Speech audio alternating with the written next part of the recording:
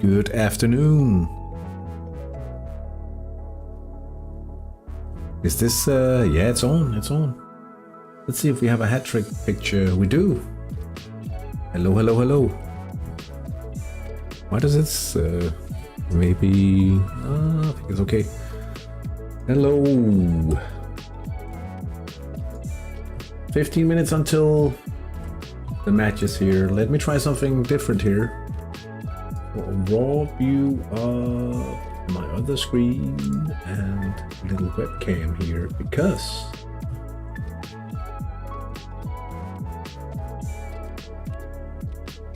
I thought I could kill some time by doing a little behind the scenes work, really.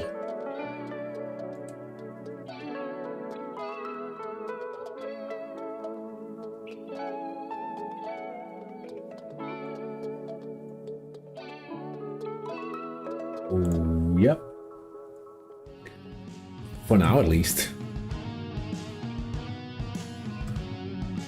I was just recording the next episode of the Let's Play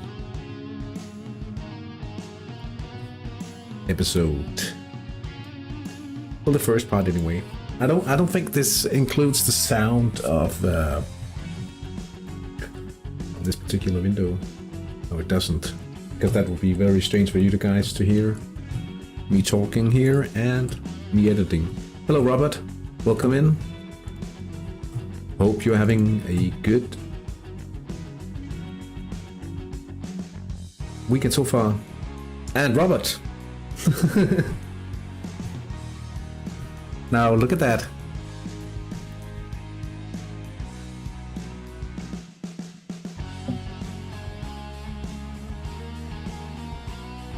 Now we can always double like this.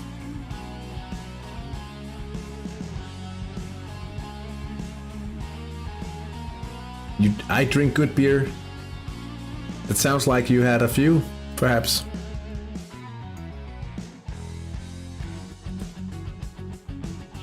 Which one are you drinking?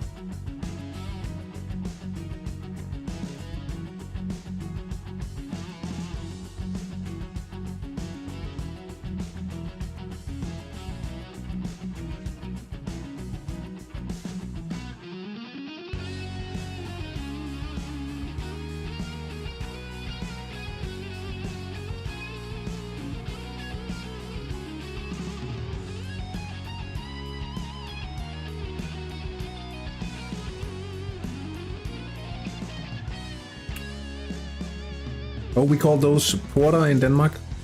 It's like a stout, right? I think. A bit like a stout.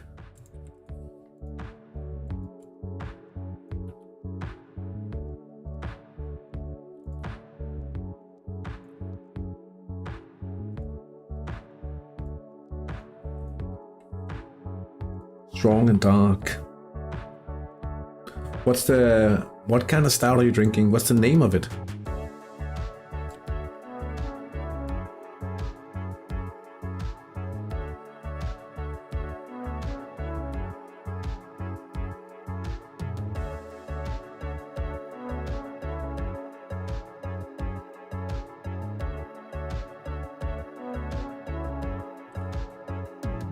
Civic.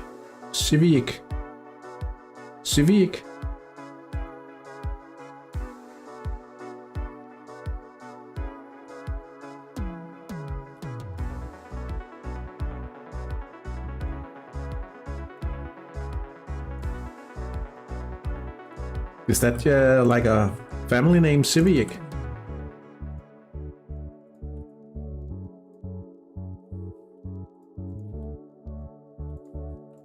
Let's just get this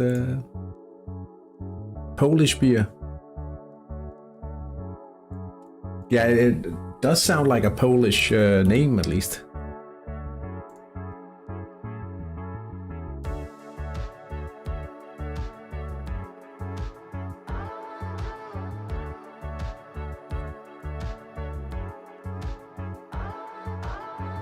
I keep forgetting, when do you play today in the Polish league?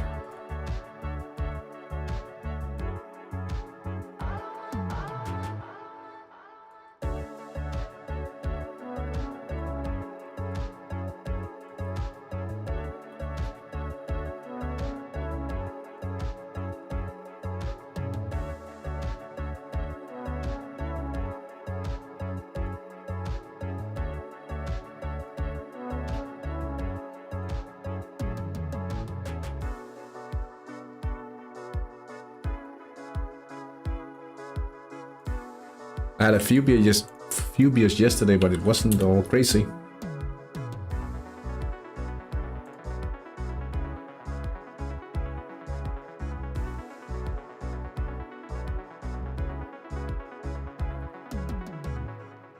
I can pretty much tell that I won't be doing much more of this right now because I'm running out of time. I played today Tahiti. Oh yeah, Poland, it's in the morning. I did see some Polish streamer stream some Hattrick one morning. I think it was just, he was lying on the couch and drinking coffee. And honestly, I think that could be such a cozy stream to be streaming in the morning. Just sitting there enjoying the coffee, getting a youth pool. But we play at 6 in the afternoon. That also means we have to compete. We, as a Hattrick, competes against real life football and everything. Yeah, it sounds so good. To be honest, I mean, I would absolutely love such a schedule for my Hattrick, like to get that sorted in the morning.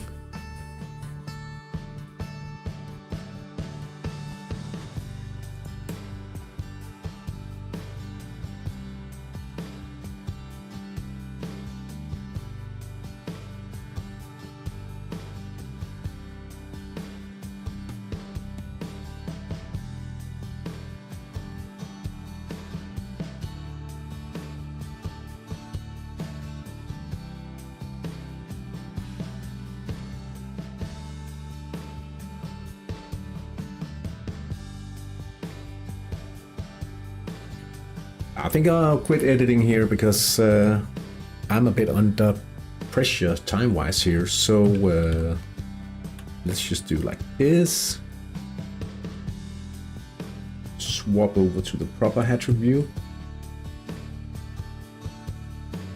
Close the video editing software and let's have a look. So today's round in the Hattrick International. It's quite clear that Crucibat will be winning this series, V.109. And it's more about who can actually finish second. But if Yulupukit wins, they'll secure second today. They're playing Parking the Bus further down the league. We have Crucibat playing Papai ELC, so they'll win another one today, most likely. When I say most likely, it'll be like 99.9%. Espevik against Bagheera United, that's a pretty interesting one because it's, well, in my world it's Denmark against Sweden, but that's a fun one, at least. We play Pevelane Kilotajata. That means we could secure third definitely today if we win. That's what we hope to see. Obviously, we want to finish third. Anything to improve the series, the finish from last year's league series. In V.130, it's a whole different story because Eternia Elite plays Domalatse and they'll win today because it's about some days Hattrick Faxes some days. Oh, that's, I mean, that in my world it's the best possible, like sports soda, right? With that kind of taste. I really like it. It's quite local to where I live as well. Faxe is a city quite close to me. So let's see. Slavoj Kalovic will play High Plains Drifter. If they manage to win, they will up the pressure on Eternia Elite. On the other hand, if they lose, they could end up giving the second place away to High Plains Drifter and Ben's team. Meanwhile, Bonnet Bay, while they are a bit after on the goal difference, they are tied for points with High Plains Drifter, so they could actually move ahead of them if they win against Aldrington. Aldrington wants to really, wow, I'll try again. I bet Aldrington wants to win their match. Obviously they do, but really because that would keep them ahead of the Huskies, who play Padalov. Also in the bottom half of the division. But the fun thing to see in this division, and we've talked about it a little on Discord during the week, the mixture for everyone, red and green here, that's a sign that we're doing well in V.130 and we're having good fun. I don't know if it means that we are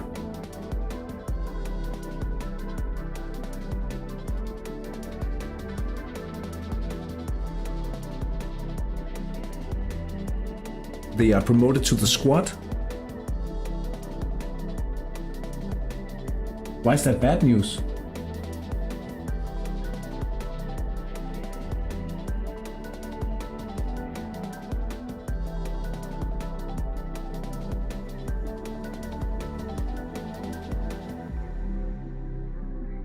My striker wasn't selected. Neither was Rico Ostrup. They're still only in the prospects list, which is a little annoying. Right. 1 second, I actually need to do something before the matches start.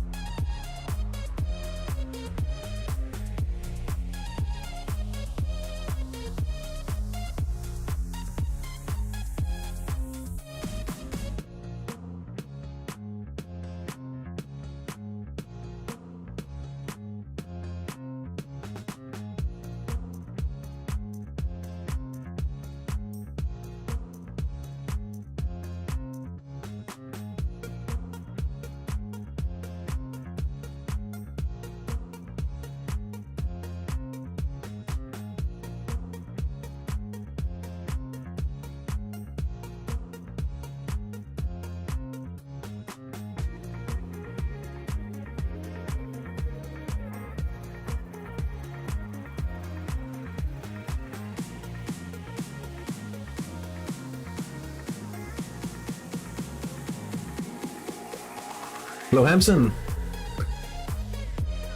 Hard to do anything in Hattrick without coffee. Anyway, time for the Scouts call. In Granada, oh, it's created at Mart, and your strikers are 21 years. So they're promoted to the actual squad, or could you drop the team ID? I'll have to take a look at it for me to understand at least. Let's see. We've... Too late. Oh, they are... No way, they are 21.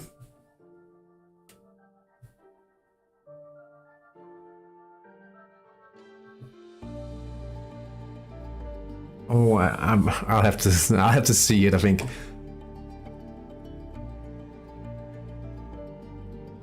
Oh, they're too old, basically. The 15-year-old, surely. Inadequate defending.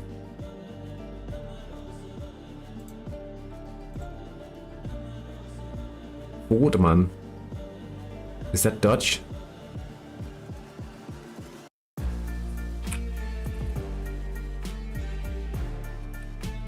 How are you doing, Hamson? Why doesn't it say...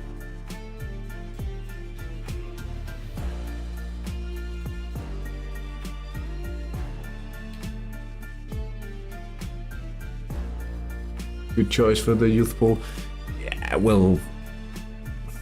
So today I tried to reinstall a manual installation of Hattrick in order to get the latest fixes for Chrome, and it simply corrupted everything.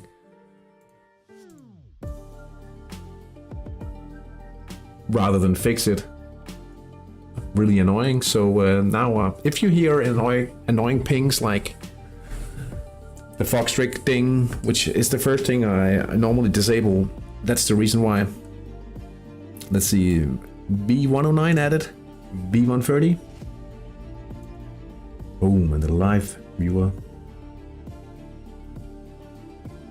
Let's see. Time for some ratings. Time for some... Alright, maybe I should add the games. Like that. We'll start in V.130. We've had the first goal already. A first-minute goal from Antos. Central attack.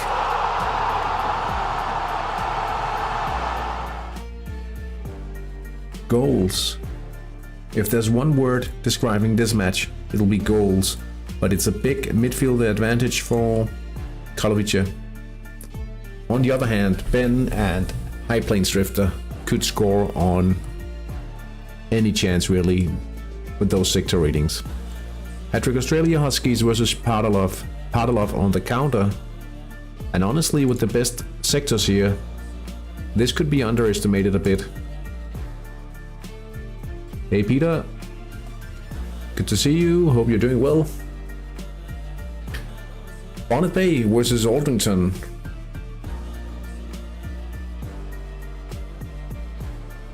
Aldrington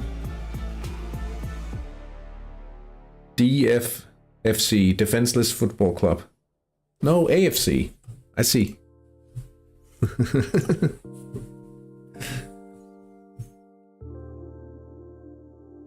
It'll be a tough match, simply because Bonnet Bay, the 52% scoring chance in the central sector. This might be costly. It's even worse in the right sector. Or in the left sector. If I correct myself there, actually. HTI Elite underestimating their opponents, and you cannot really hold that much against them for doing so. It is the bot team. Karlovice doing everything they can in order to put pressure on, and they've actually moved ahead of Eternia, the Warriors of Castle Grayskull, by leading from the first minute.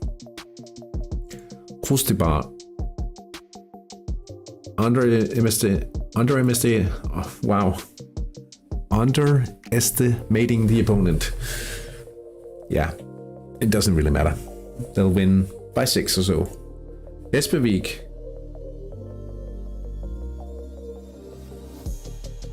This is an interesting one. So Bakira, standard counter-attacking approach here, but the thing is, it looks bad when you look at a 65% midfield advantage when you are playing counterattacks. But if you look at the ratings, it's because they're so low. So the actual difference between, like, it's 3 sub levels, right? But it does mean that they don't get the counter tactic working properly, or at all for them, rather. And 40% in the left, 22% in the right. Definitely advantage Espevik in this one.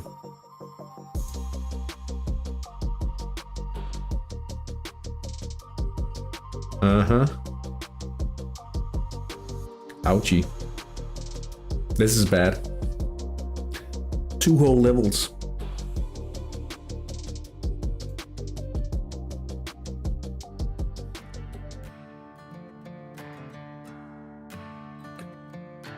Evelyn, are they playing the bot in the final round?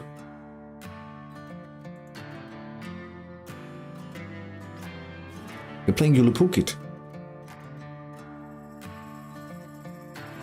Are they modsing? 5.25.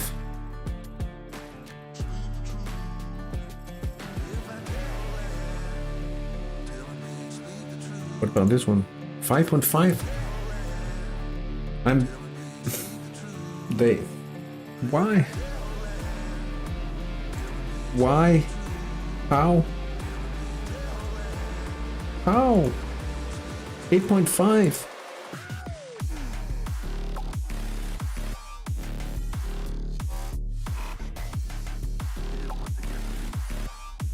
Hinahami, what are you doing?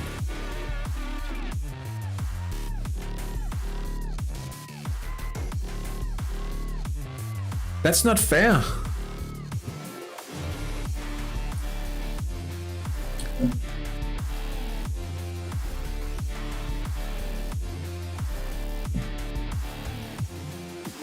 I did not see them coming.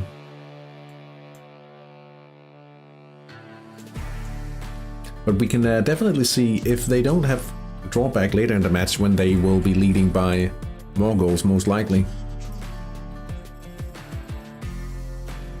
We can see if it's played normal or match of the season. How are they doing on stamina? Pretty good. Passable, inadequate. Maybe not that good.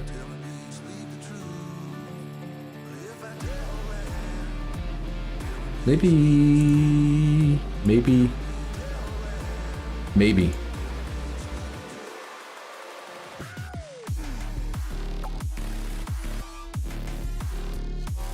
Maybe we have a shot later.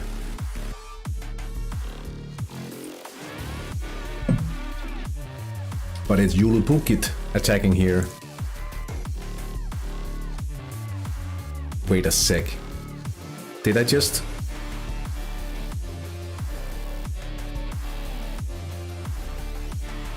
Passable? No, I didn't. I might have a chance today. I think you have the advantage today, honestly. Welcome in. Welcome on in. McCulloch. Pretty good start for Sweden yesterday, even though you got a red in at the end.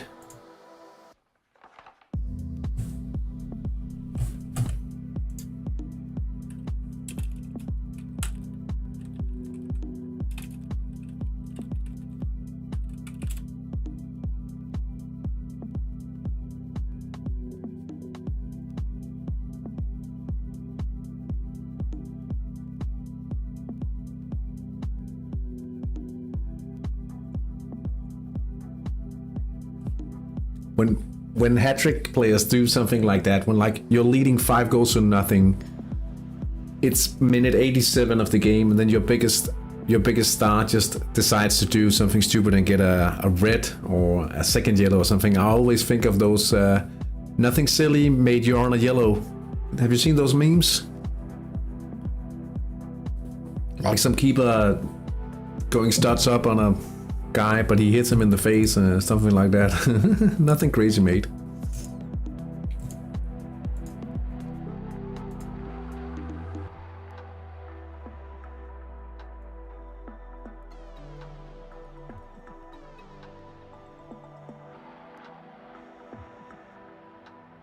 A minor injury for Norman Engelhardt.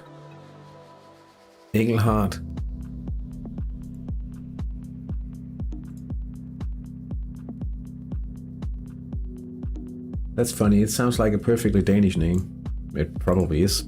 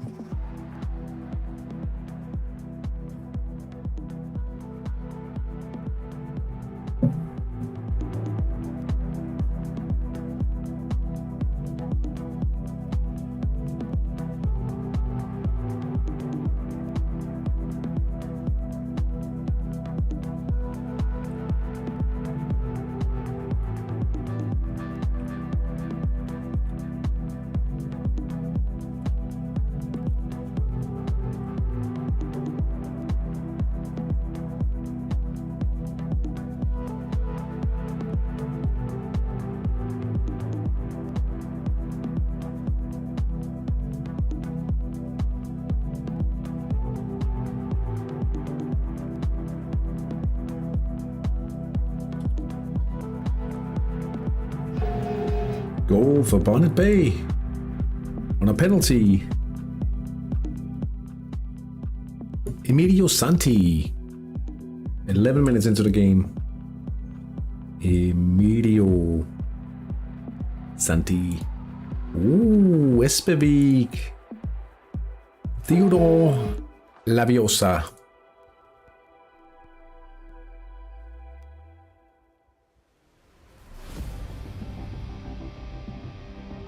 Wingardium Leviosa. Wing event. And it's from the other wing, actually, Florencio Macchi. And he assists Laviosa. Flying on the wing, perhaps. Bagheera. Jensenius.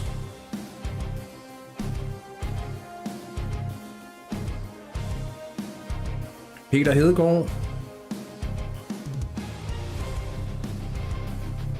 It's out of bounds. There's the equalizer for Aldrington though. Russell Cousins. Down the right. 12 minutes in.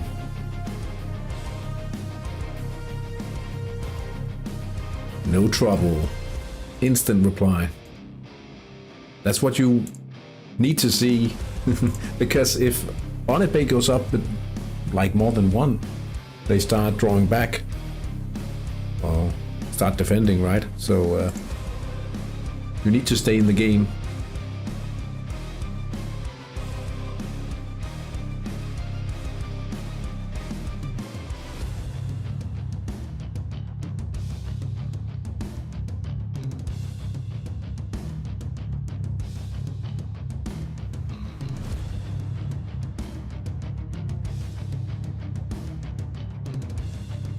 So far, plenty of goals. 5 goals, 14 minutes played, 8 matches.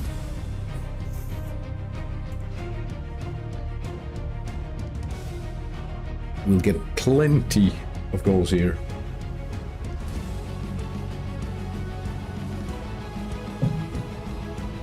Plenty of goals in this one.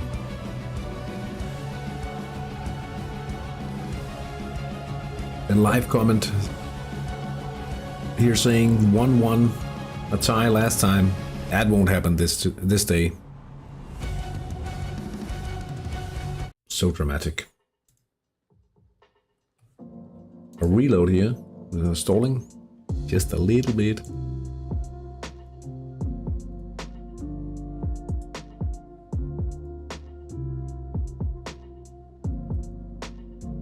Who's winning the stamina battle? Passable, inadequate. Inadequate, passable. Save that music for the final week. Yeah, it's a randomized playlist, so... Solid, solid. Passable, solid, solid. You should be getting the upper hand as we go into the second half, and...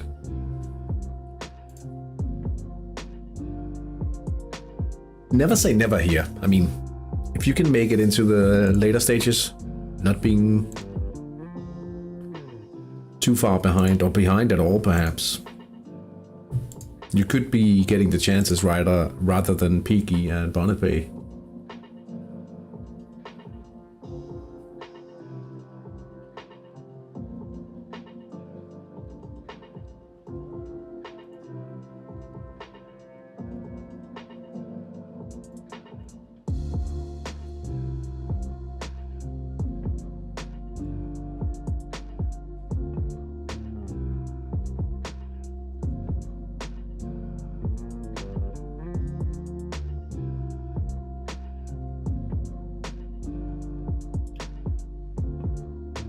Walter Laustsen.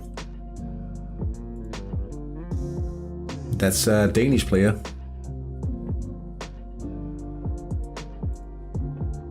Konrad Lagerhol. A good save. And we have the equalizer at Karlovica Arena. It's Lien van Nispen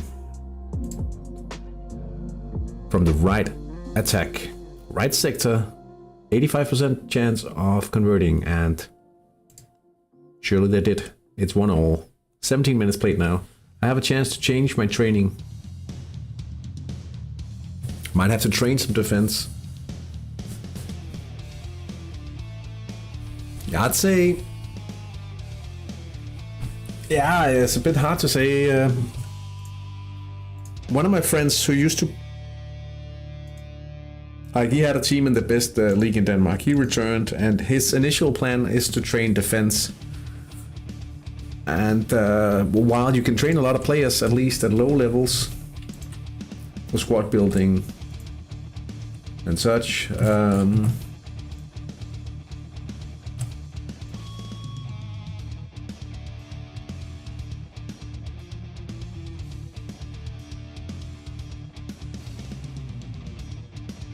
why would I win that much? Is that the final round of the season?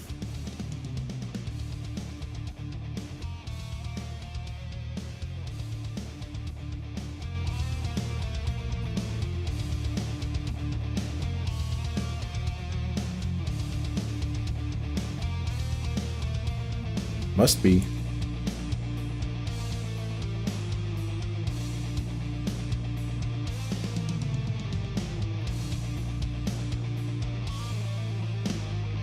I wouldn't tell it with a chance here, but at least for final form players, like end cycle players, defenders are the ones to buy cheaply. At least man markers and central defenders. Brojanowski, why are you attacking in the middle? Didn't you pay attention to this week's training? This season's training. Wing attacks.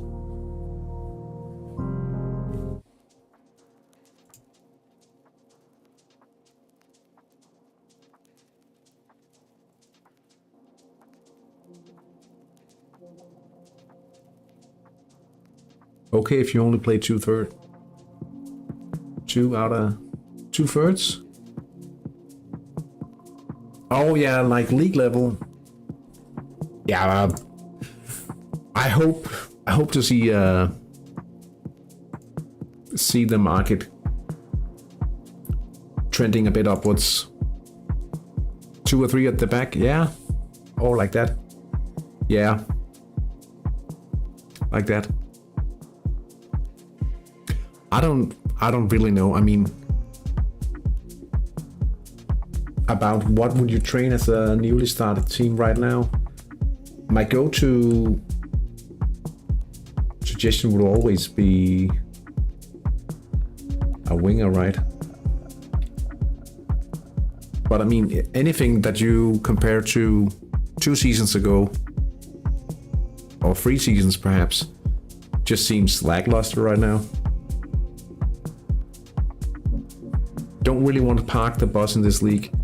No, I mean, it's more of a, like, I'm not doing anything super optimal for this team. I'm basically starting out a cycle from day one. We have another goal in the match between Kolovic and High Plains Drifter. It's the PNF event. Jakub Goal. Quite fitting here. 19 minutes in.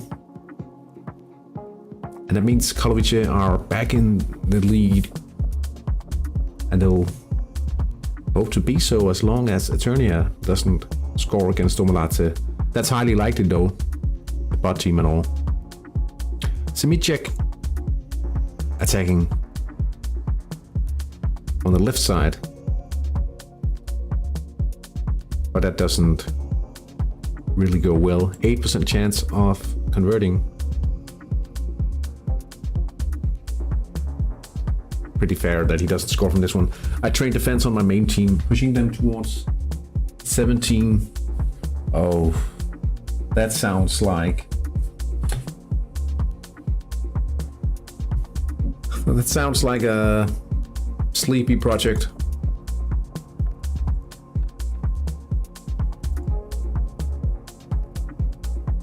Oh, but yeah, but you're training under 21s prospects, aren't you?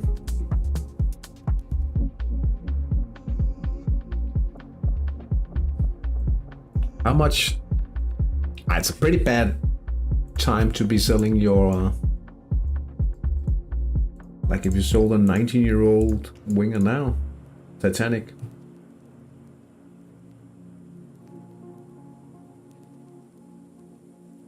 Actually, winger seems to be quite profitable still.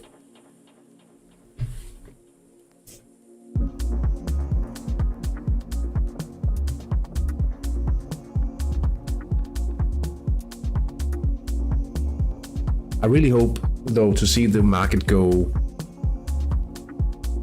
a bit up at least.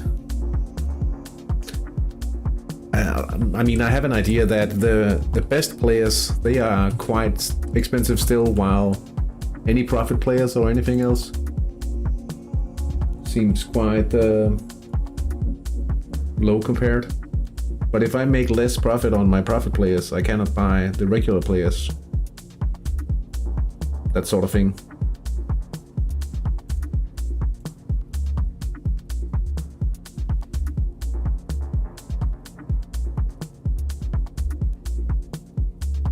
Wings give so much tactical flexibility.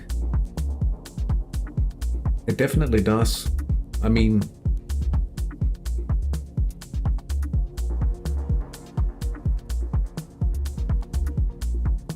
I really like it as a starter training because it's relatively uncomplicated with 4 trainees for the main slots. I do understand that gaining good profit on the wing back slots is a bit of a different story, but the amount of money you can earn from the 4 primary spots,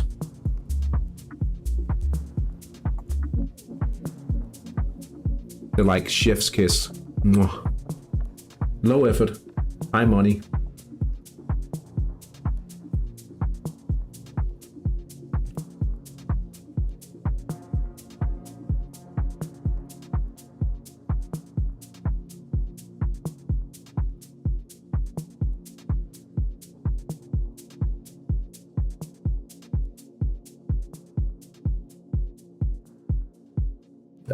Okay, I'm looking at some, let's just call them decent strikers, right? And it doesn't seem like the market has gone down much for such a player. Like, look at this guy, for instance. 90 million. That's 9 million euros. You can't see it from my scroll all the way down here. See, a guy like this, right? There's a bid up and there's 2 days until the deadline.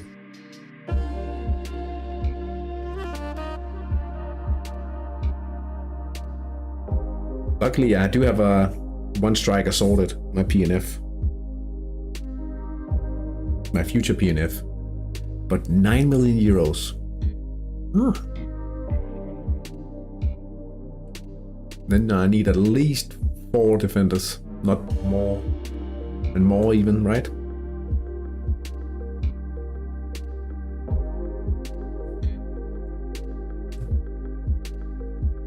$82, he's not very good, this guy. Well, he is, but... what about a very good defender? Why 4? Sometimes you need to play on the counter, sometimes you need to play 3 at the back.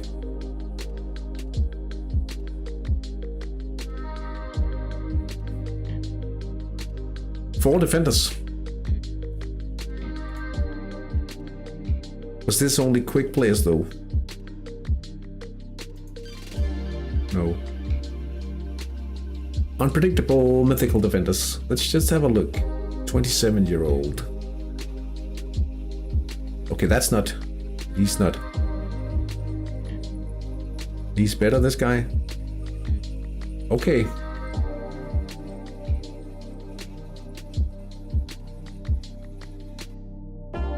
But then you need 2 of these to be capable of playing at the back. Okay, he's very good, this guy. He's very good. But 10 million euros. I don't think...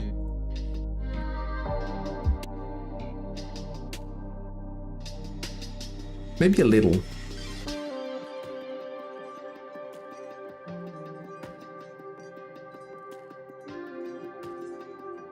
I can't wait till the days where you have to be scouting for such a player. But I mean, man, we need to make some money.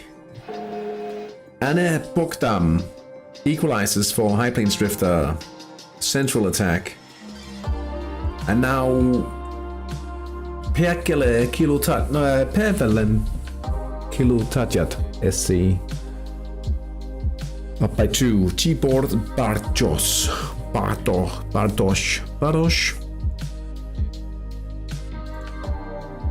Left attack. Unrealistic. Eternally makes it 1-0. Freddy Friendo. He sounds like a friendly guy. It makes it 1-0. And that means Eternia back in first. First place here. 2 points clear of Kalovice. That's not updated properly, I think.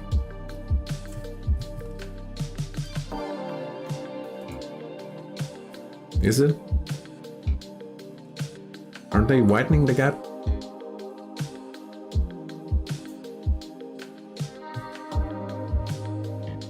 No, they're not. That is right. Alright.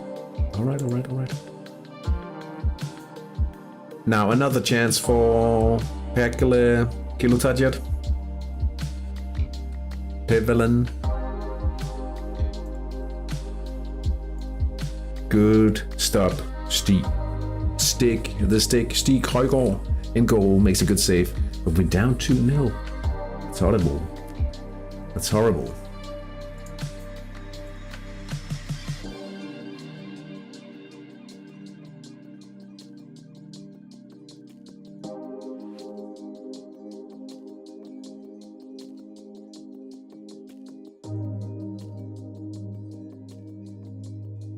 Parking the bus. Direct free kick. But it's still 1-0 for Julapukit.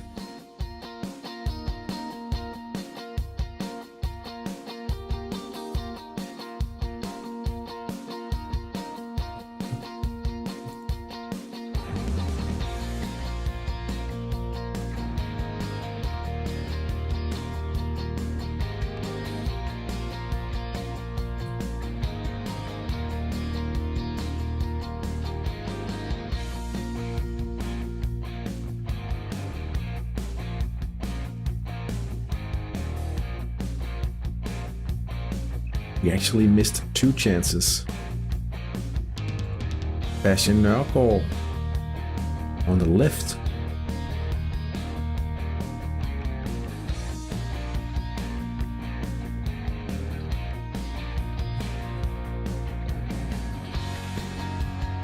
Really bad news.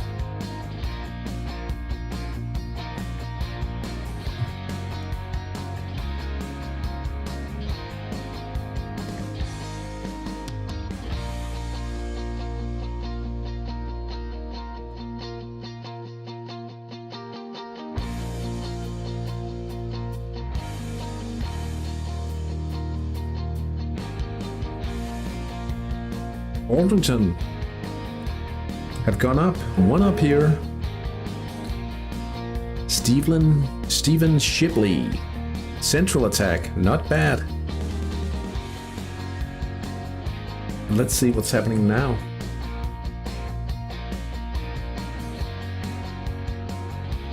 Yellow card.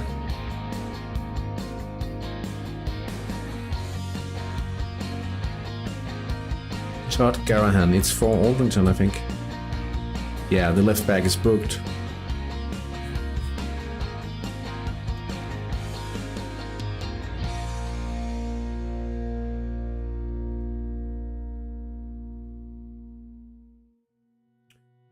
Do I usually play the English version of the Hattrick page, or is it just for the stream? I use the native version.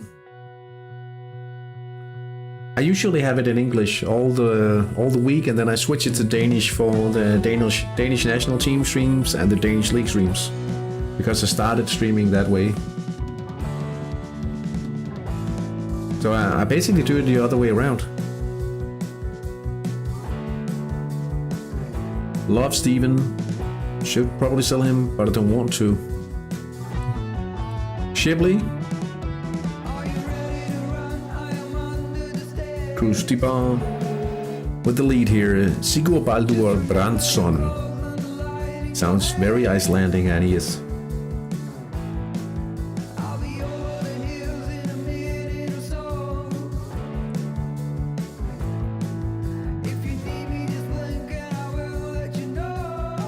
But I'd say it's quite common to see Danish managers playing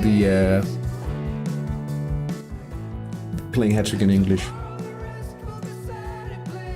And for me, it's pretty much interchangeable. I might mix up a few of the denominations, but I do that in both Danish and English. And that's because I don't have had a lot of players playing trained to those levels most often. Mythical 17, Magical 18, 16. That troubles me always. 14 is Supernatural, 15 is Satanic. What's 16?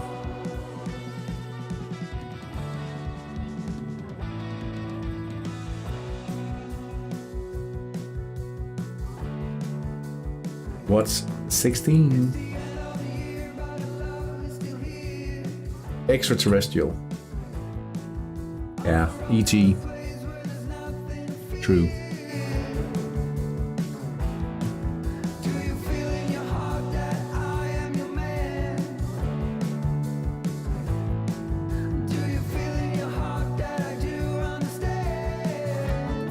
Overjordisk in Danish.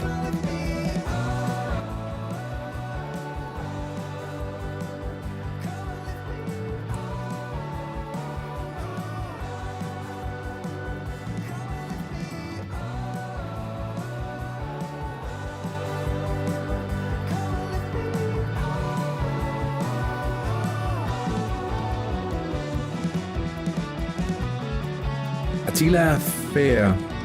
That's Papa ELC attacking now, but 1% chance. It'll take a while.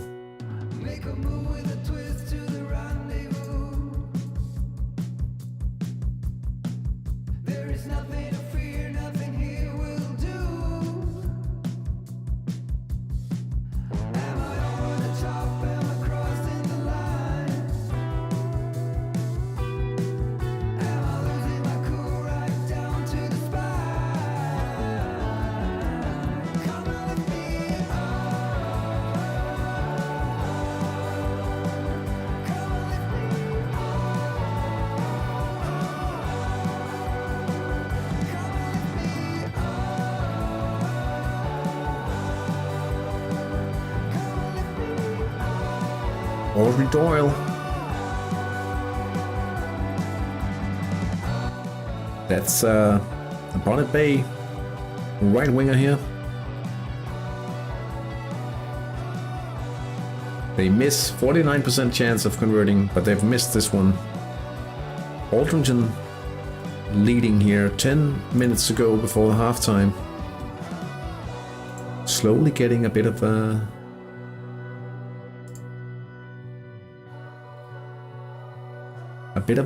midfield dominance here, as the clock is actually working for Aldrington in this regard, but still dangerous if they give away any chances. It's 36 minutes played. Kilutachat leads Havneshilde 2-0 at home. Julapukit is up by 1 away against Parking the Bus. Espevik leads Bagheera 1-0 at Gale ved Landhandlen, and we have Krustibar up 1-0 against Papai ELC at the Stade de la Panure. At Karlovice Arena, we have a very intense encounter going on here. 2-2 between Karlovice and High Plains Drifter. We have yet to see the first goal in the match between Huskies and Paralov. A few chances though, and perhaps we'll see a break of the deadlock quite soon. Aldrington leads 2-1 away to Bonnet Bay AFC. Bonnet Bay FC, Aldrington AFC, and we have Eternia leading the bots from Domalazza, the Italian bots. Hopefully we'll see someone replace the bot team next season, but I cannot really work out how many teams are in the queue. Is it the actual managers from V.130, or do we actually have 8 managers in queue? If that's the case, brilliant. We'll probably get fresh blood for the coming season. I hope that's the case.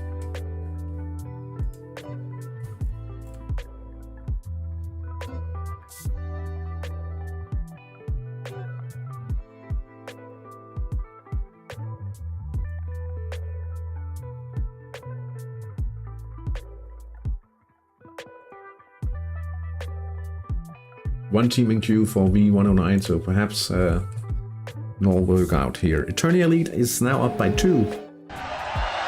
Terrorizing Ghost. What's up? Hope you're doing well. Did you change your nick? I think I saw the Terrorizing Ghosts in Hattrick. But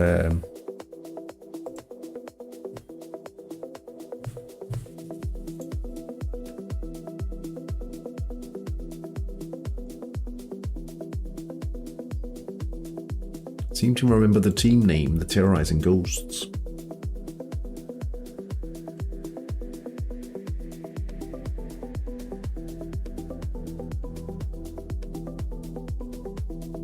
Moreno Mafoni.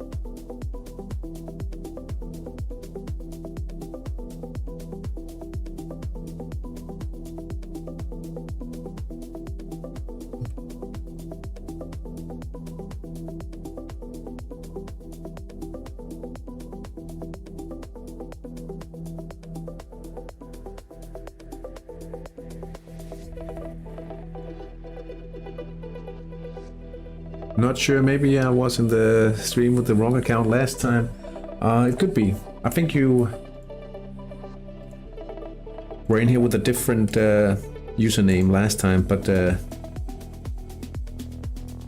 happy to see you in the chat, regardless of what username you are using here. Oh, it was the side netting here for the Huskies. No goal. Still deadlocked at 0-0 between Huskies and Padalov. Maybe a little reload here.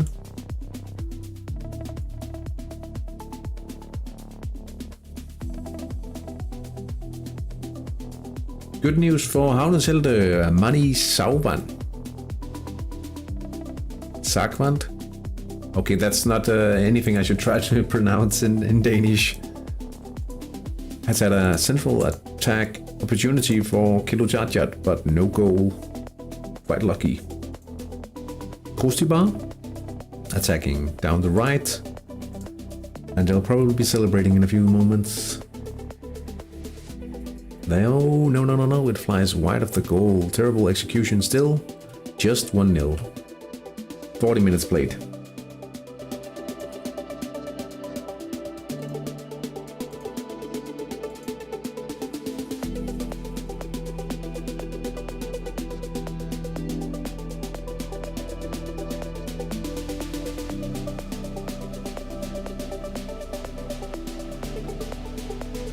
Looking a little better for Havneshelde here,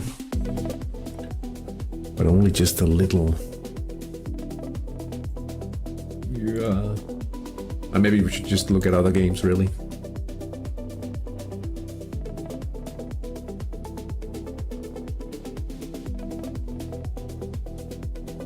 Eternia Elite now up by 3. Brett Stewart.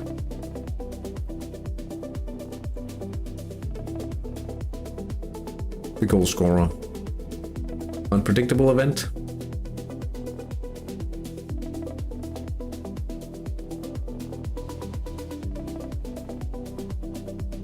Powerful bicycle kick. Excellent to see here. Australia Huskies attacking down the right, the best sector.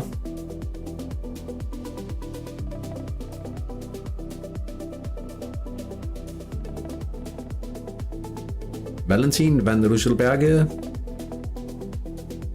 could get a shot off here.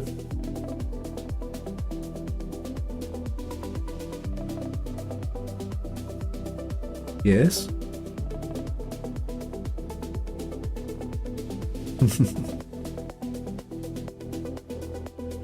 Did it stall? Let's try reload. It's a missed attack. Down the inside, I totally read that as a right-hand attack. Still deadlocked at 0-0 in that encounter. A high ball towards the Krustibar goal. Florian Tolea blocks it in the Krustibar. Have I overdone it with defense training? I can get 25 on the middle and 20 on the side with a 1912 goalkeeper, and looking for an upgrade. All players playing normal. Future long shots team now at push playmaking. No, I don't think you've necessarily overdone it. You need to be very, very solid defensively as a long shots team still. Krustibar with an injury here. Let's just have a no. Papai makes a change here. Egon Toth is replaced by Talmachasi. Or Masi. I don't think you've overdone it. But I guess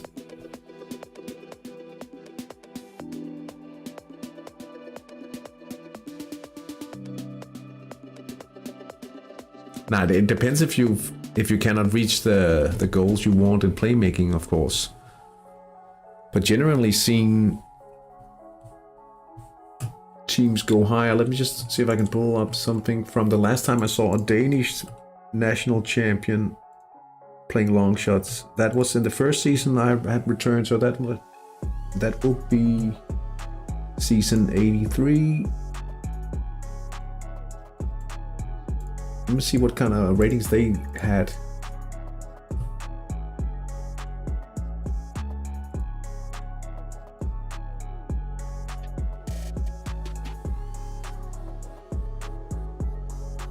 In that season, that is.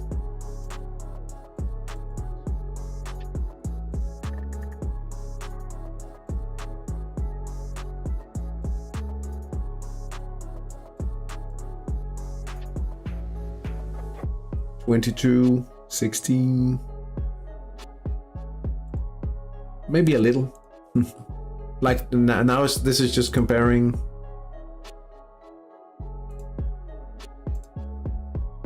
Maybe a little, Hampson. If you can reach mythical and then have a homegrown bonus on top of that, you should be pretty good. You sound like you'll be a very tough nut to crack come competitive play. Parking the bus actually equalizes against Yulupukit. That's good news. But it doesn't make much of a difference if we cannot win. Now I'm just comparing it to the last time I saw a Danish team, long shots team, win the league, right? But his defense is here, like Divine. Starting. Oh, it's too old to see. Yeah.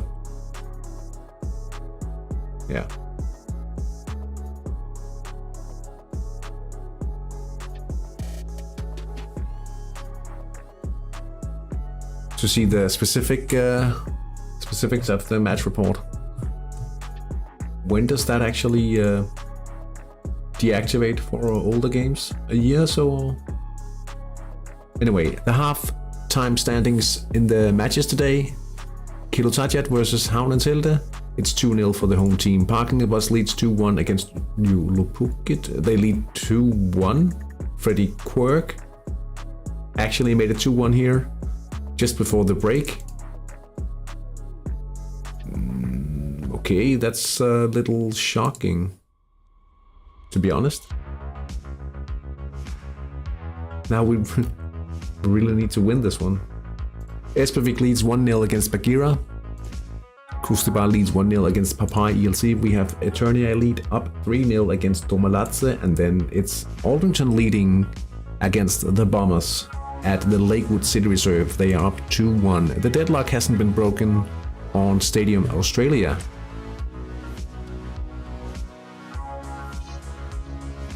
Plenty of chances though, but we've yet to see the first goal, and it's even 2-2 at Kolovice Arena between Kolovice and High Plains Drifter. Surely there'll be much more in store in the second half with these conversion chances in both ends. Alright, I think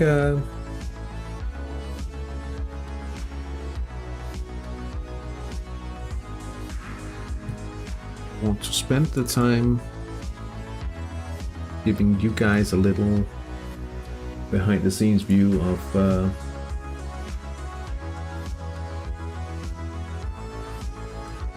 next Let's Play Hattrick episode. You won't be able to hear the sound from the program, but you shouldn't.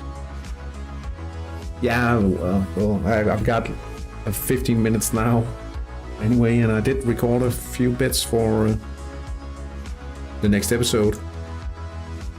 So it's rather than just putting on the waiting screen and some music for you guys to, might as well do this.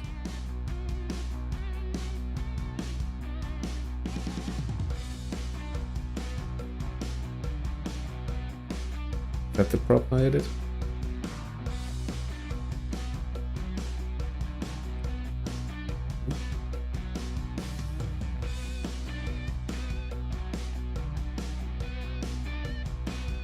Probably doesn't make any much sense for you guys to see this, but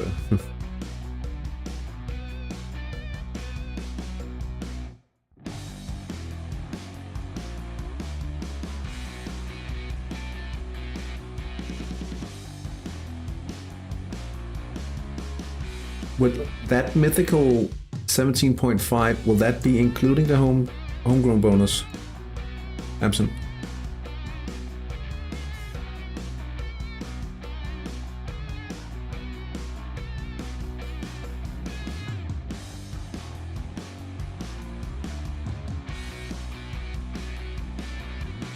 Okay, plus bonus. That's pretty solid. You'll be doing fine.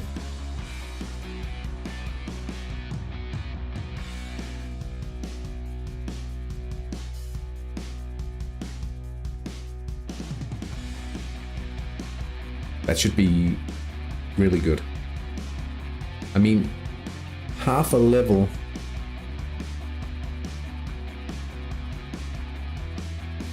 The homegrown bonus alone, half a level at that point. I mean, it's just so much training, right?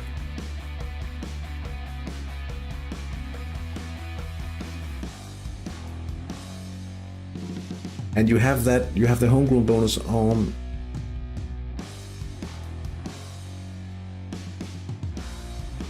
that's crazy.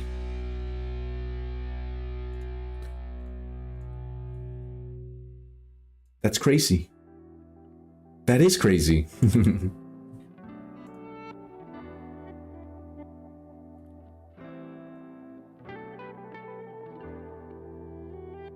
Yeah. Like sometimes I wish, maybe not, but maybe it's just because I feel like a bit of pressure because of the whole money-making situation feels kind of challenging at the moment, or uncertain rather.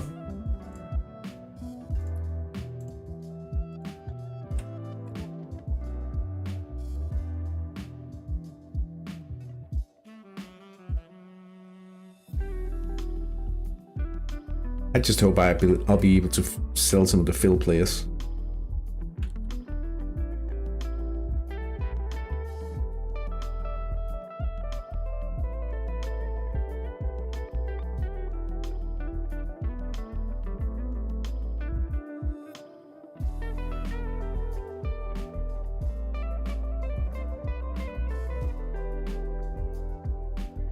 3 headers, 3 quick, 2 unpredictable, a technical, and what's the second U?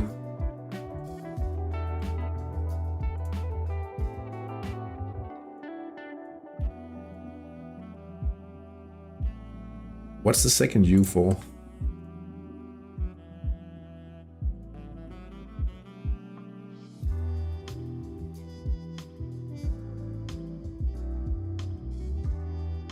Too powerful. Ah, okay.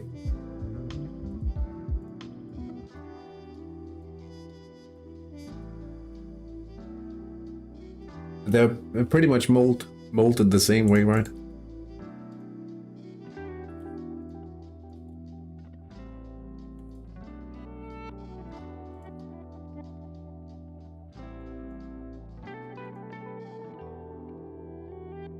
So like you could pretty much change them around however you see fit. Am I making music? No.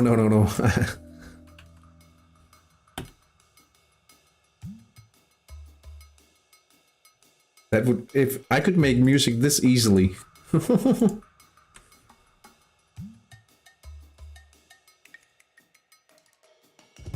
M25, so that's... Where does that run?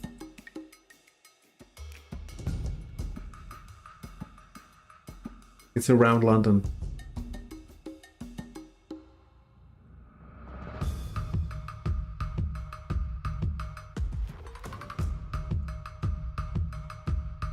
London to Brighton. Okay. So which of the London teams? Arsenal? I genuinely have no idea.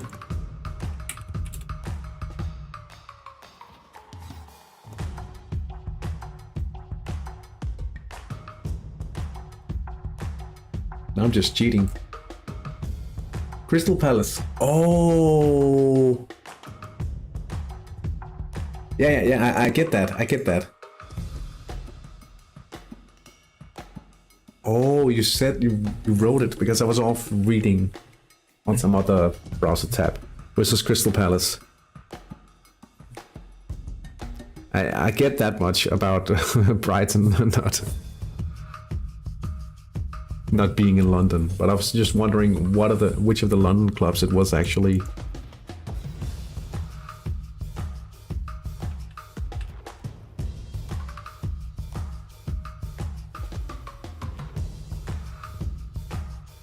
Last time I had bottles thrown at me and saw the mounted police again. That sounds intense.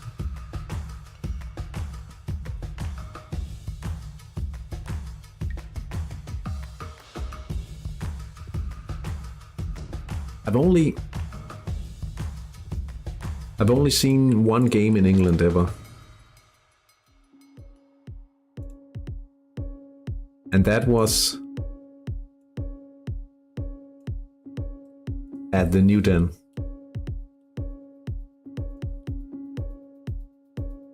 Sounds like a night out. Rare drafted stuff in the Premier League nowadays. Yeah, I would imagine that they would crack down quite hard on any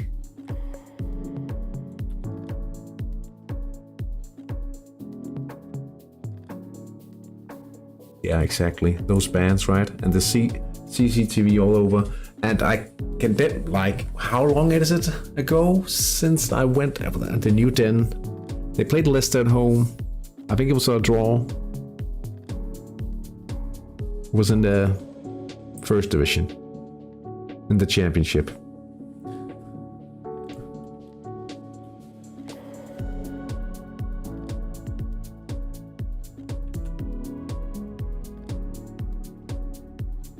Nah, but they used to piss in bottles and throw it at the other stand and stuff like that. I mean, that's pretty shite behavior. Yeah, New Den. Yeah, but we were only allowed to walk in groups of max 8. We were.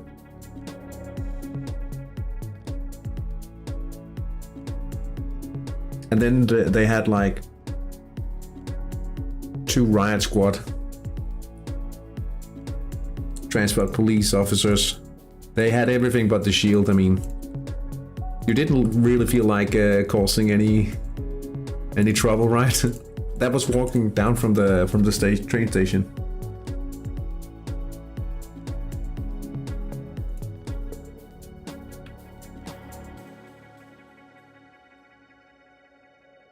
But we just went to the, like, if you could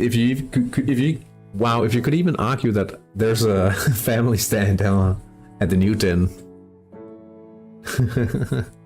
I mean, the vocabulary there still was quite a...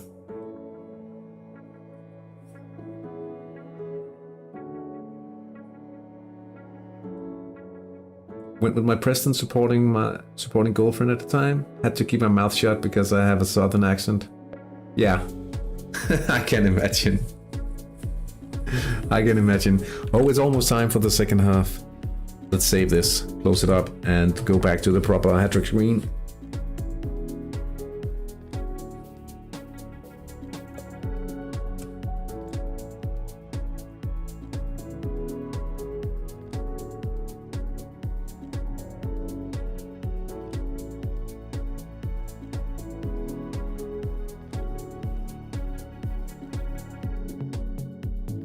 I think I've told about it, but I remember in that match, I think it was Millwall.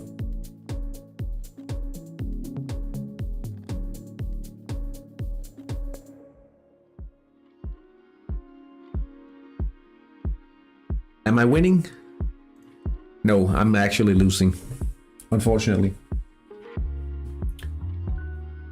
Well, it's not unfortunate. I mean, it's deserved at the moment because of the midfield advantage. I think Kilutatiat might be... Oh, I forgot to check that. Might be playing match of the season against me. So that was... Yeah, look at that. Look at that. Ah, bastards. I said that out loud. And I thought it as well. See, when Kilutatiat goes up 2-0... and they lead by more than one goal, normally you'd see the attack rating drop. But it didn't, because he's playing match of the season.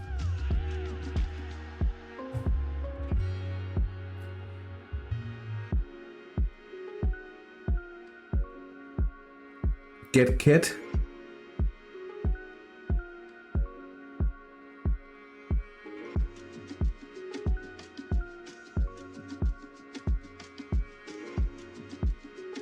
They were fine because they were new word to get kit. Get kit, I don't know what that means.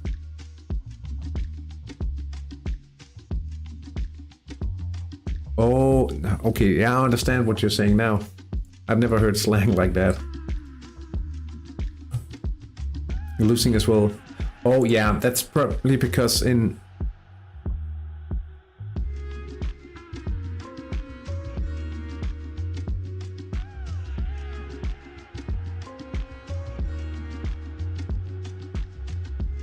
Yeah, that would probably use another slang for that in Danish. That's why I didn't. Not that it's very important. I mean, anyway, the second half is underway here, and oh, it hasn't updated. Surely it hasn't updated because it should be even between Bonnet Bay and Aldrington in the position.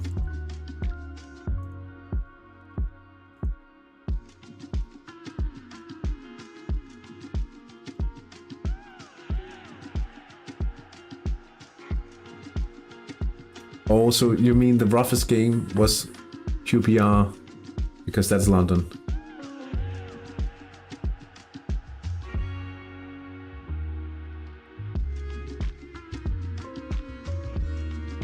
Now I get it.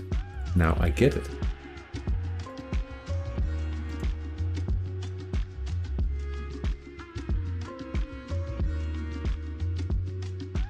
Let's see here. Middle attack. Emmanuel Kronlidis.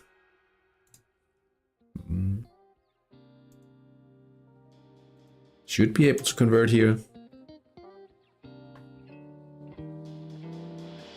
And it's 4-0. Central attack. Not the best sector, but good enough for Eternia.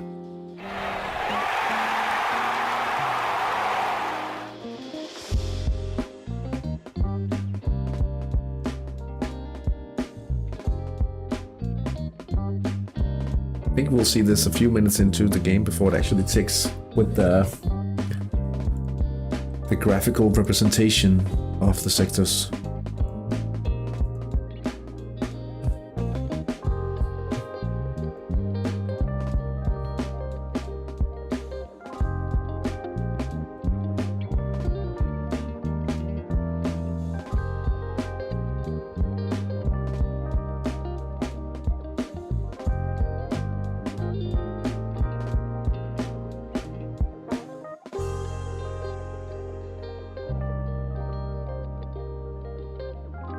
If Palace throw flares at us again tomorrow, I'll post a pic in the Discord. Okay.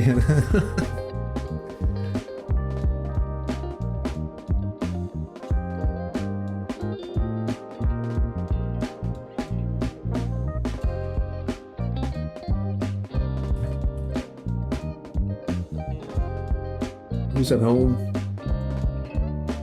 Bonnet Bay equalizes. Abusa Addis central attack, and now you can see, yeah, it's all even in the middle of the park, and that's probably the reason why they actually get this attack in the left side, the weakest sector. But it's level once again. Oh, they are visiting. Yeah, probably that's the reason. It would be pretty stupid to be banned from your own ground. Stupid enough to be banned from an away ground, and I don't know if there have been talks of making some sort of like passes. Like if you're banned on a ground in Denmark, you're banned everywhere, but then there's claims that you can't do such things.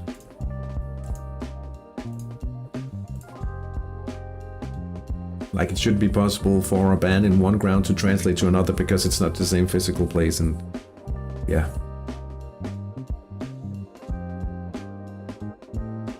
Yeah, like the history, like from the 80s, right, and then everything. I mean, you understand why.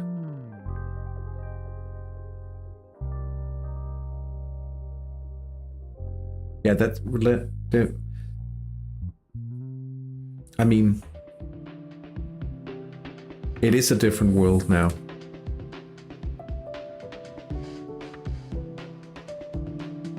Bonnet Bay goes up 3-2 at this.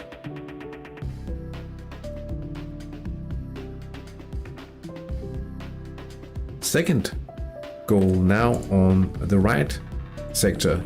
Feels more right when you look at the percentages, but now Bonnet Bay leads 3-2 against Aldrington. Family Day out most games of the year.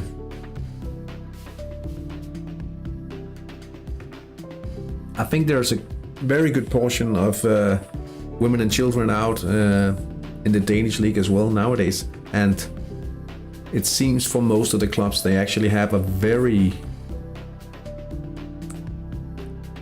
they are having a good time trying to attract a more of the broad audience. I mean, it's in Aarhus where now they're started a project to build a new stadium. It's a trending thing for women to go to the matches in the top flight. And exactly.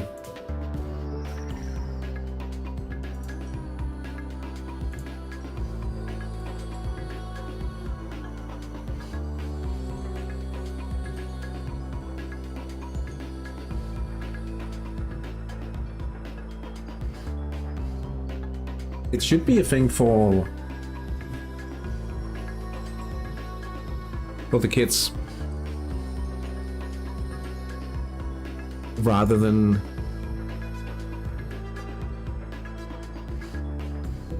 But it should also be a place where people can let out some steam, right?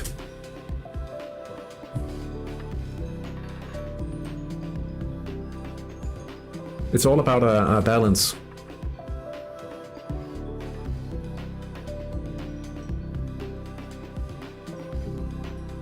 Now, don't get me wrong. I also think it's a bad thing if it's all like how would you call it? Like for me, it's okay if there's like, okay, if you go there, if you go to see a football match, you will hear some profanity in, because some people like it has a different function for more people, right? Kilo Tachat up 3-0 now. Yeah, you should be able to let out some steam. The match engine is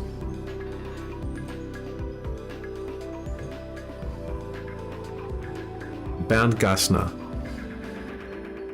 from the right attack. No, but what I'm saying is, like, obviously it shouldn't be a breeding place of violence and gang behavior even. But it shouldn't be all a playground.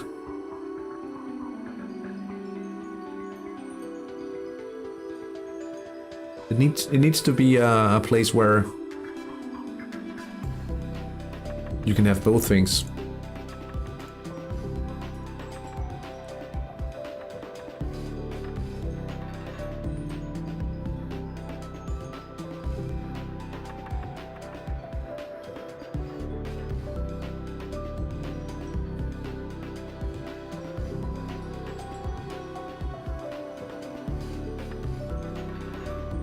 My town versus your town, love it. Yeah. But it's also like a version of learning the children that what happens at football, it also stays there.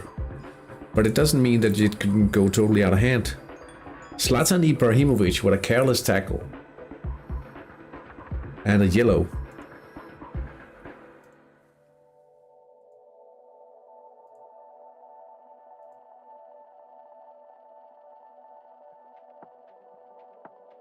But often when I start to talk about football, I realize how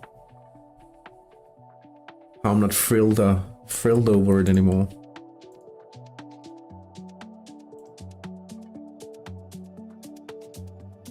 Corrupted by all the money.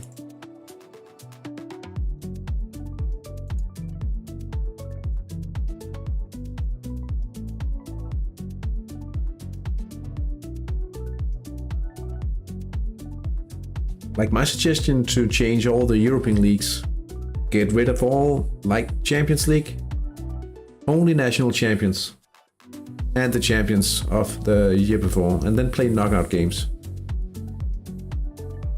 Make it exciting, make it risky, make it unlucky, make it lucky.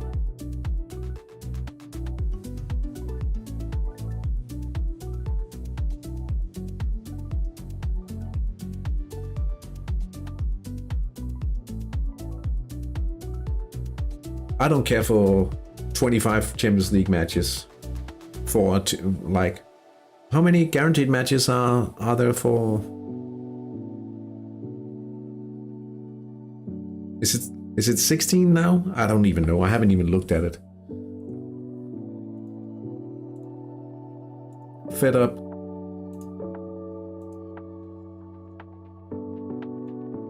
Bar is crap as well. I mean.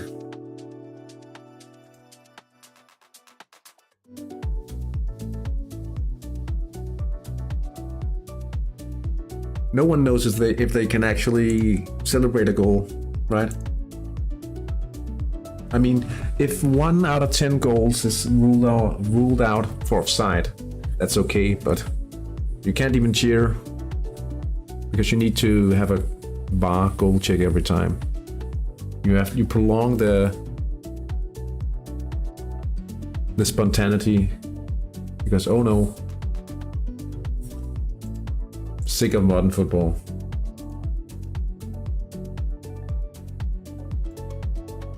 Nah, I think they should change the rules. fundamentally. Like if a player is like a millimeter or a few centimeters,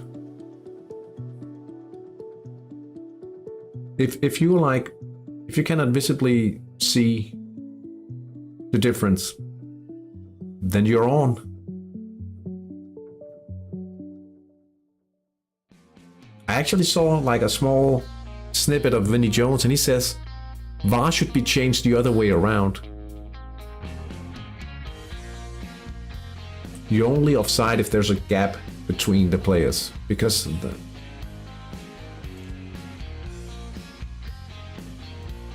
if there's no visible gap between the players, he's on. Kalovice goes up 3-2 now.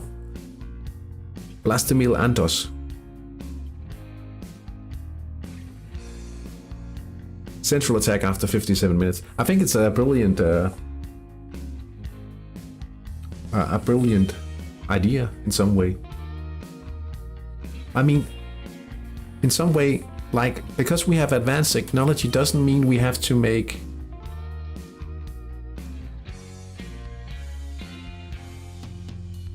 but that's not football.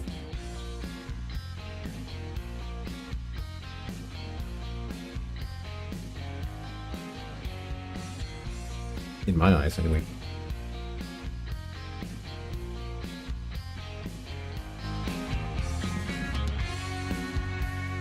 Free kick in a difficult position. Oh, we cannot finish.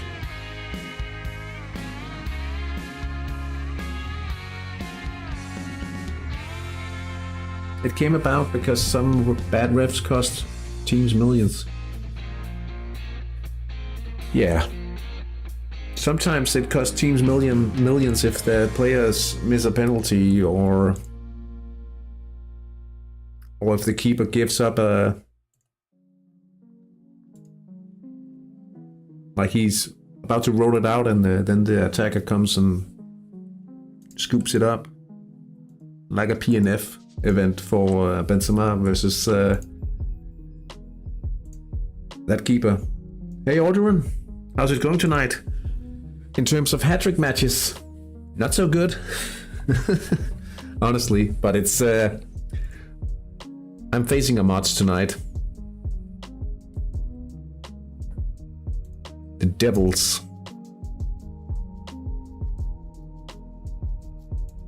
If they can't make a decision in a minute, waive the call.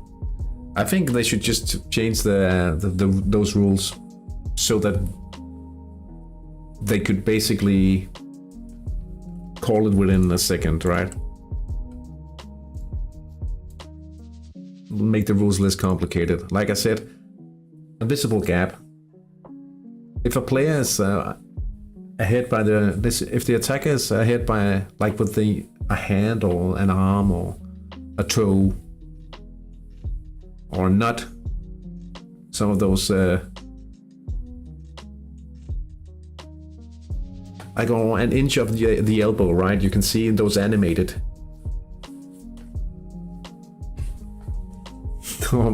I think I saw a picture where it was like Lukaku's nutsack. Really, I mean, sometimes brutal. Managed to snag a win a few minutes before full time. Felt I came with a good approach and knew I risked getting an underestimate event, and so I did. So went for counterattack. The Peter Crouch, yeah, that's a good example because of it. In a few years, we have AI refs. I honestly hope we don't.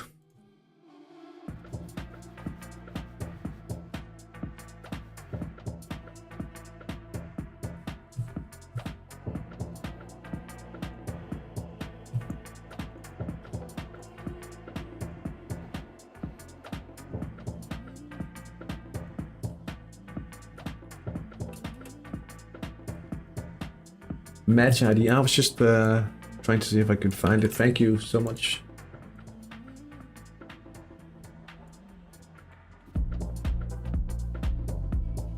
Local leg lock.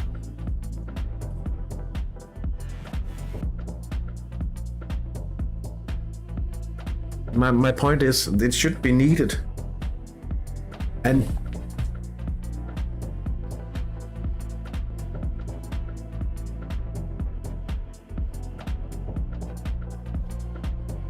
it's pretty well set up. I mean, it's always a bit of a gamble if you don't go for the central sector because of the chance distribution.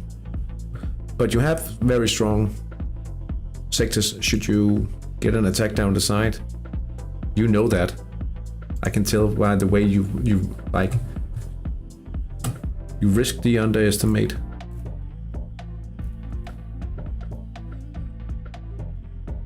And you can't underestimate in the final round because it's the final round. So you can even save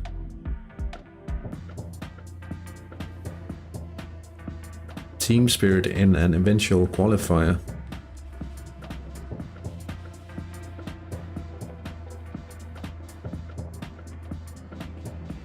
Oh. How's the promotion? How do you find it? Right here, right? Oh. Are you modsing? Probably your opponent won't see this, but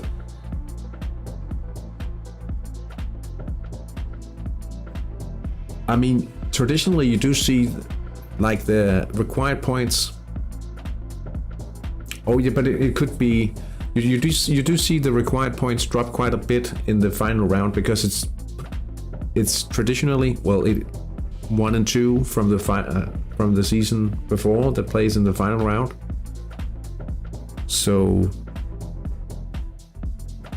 it could be you wanted to save some team spirit for a potential qualifier, but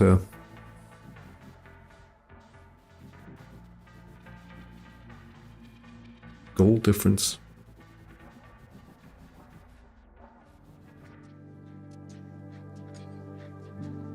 Interesting. Let's just see.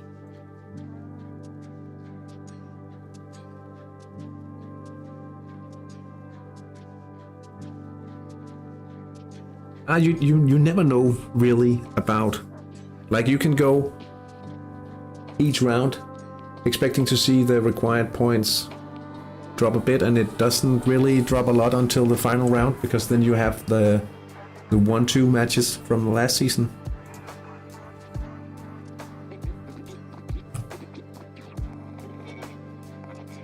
Pretty good central defense.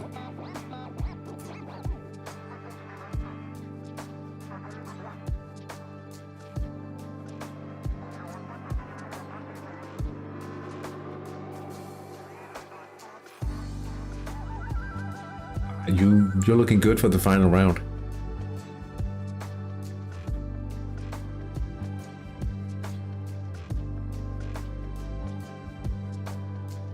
You think he'll play a counter? Yeah. The Huskies have taken the lead. No?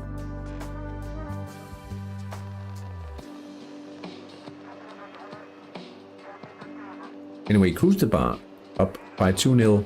Attack from the left. Branson with the brace now. Let's just reload to see if it's there. There it is. Tony Popovic.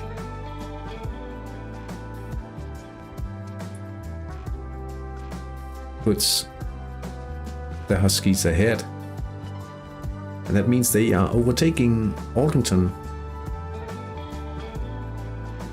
Everything to play for here.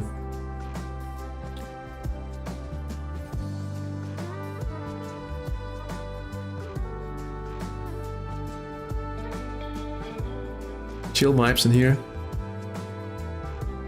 Glad you like it.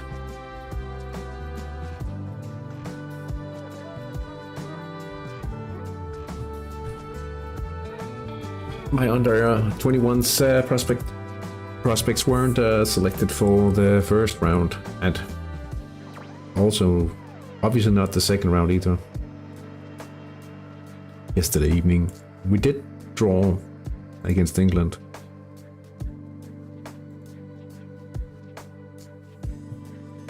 How did it go for Norway?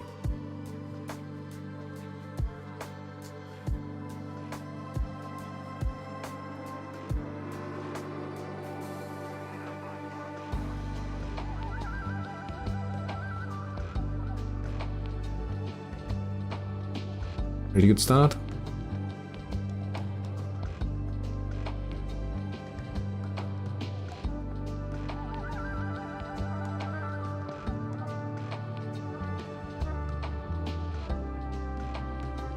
Oh, he's in the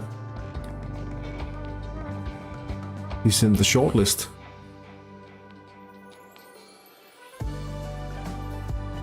Or was he on the bench?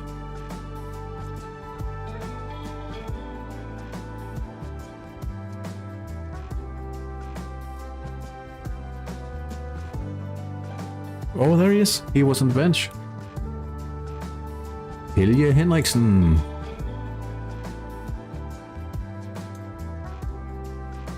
Inner midfielder.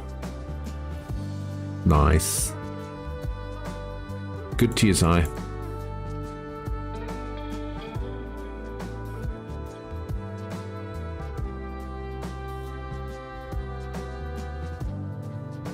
It's a pretty cool owl. Winger, honestly. Yeah, that's what I thought. I mean, very multi-skilled.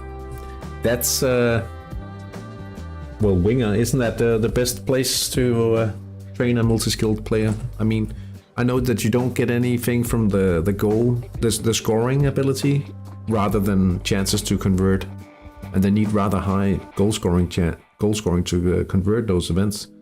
So it's a good place to put him, right? I was thinking that, seeing him play as in a midfielder, but it's just much of a risk having 2 negative weather events for midfield rating, right? So that's what I thought.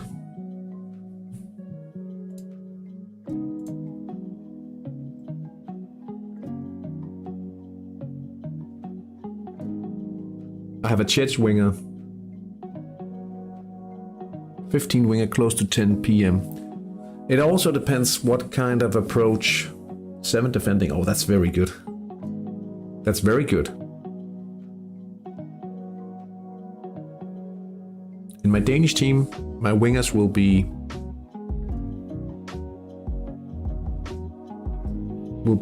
more winger playmaking, less defending, so they'll be more offensively minded. Oh, well, he's a beautiful player. If you think about, like, from an under-21's perspective, if the coach prefer a multi-skilled player, I have the mythical Danish winger, and he'll be only winger playmaking if he gets to play. He's in the short list in Denmark. And the same goes really for the Czech winger, but he's been trained in defense. I haven't had any correspondence with the Czech staff, so, but he will just follow the whatever. If he gets to play, he gets to play. He gets the stamina bump because of Zanotti in San Marino. But, yeah, Zanotti missed the stamina bump, but I kept it in because Becker then was nominated for a place in the shortlist. I thought, okay,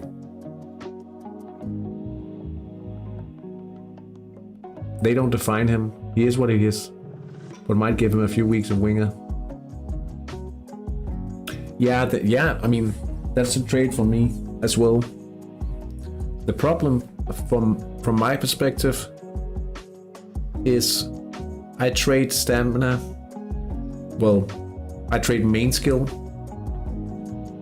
for experience, but the first few levels of experience contribute very much to the performance. I think I have a table somewhere I made myself. The problem is if your player doesn't get to play, then you just wasted skill. I really hope my player gets to play. I'm lucky enough to have 4 players in the prospect list. But I also do understand, because they are kind of multi-skilled,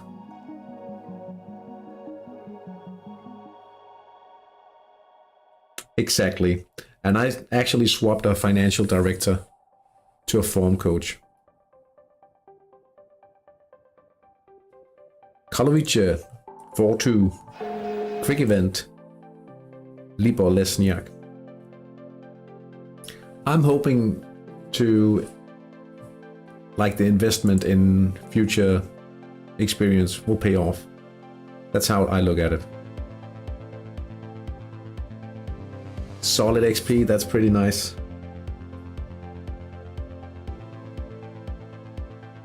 But they didn't play World Cup, did they? Unfortunately. World Cup is just so good if you go far as well.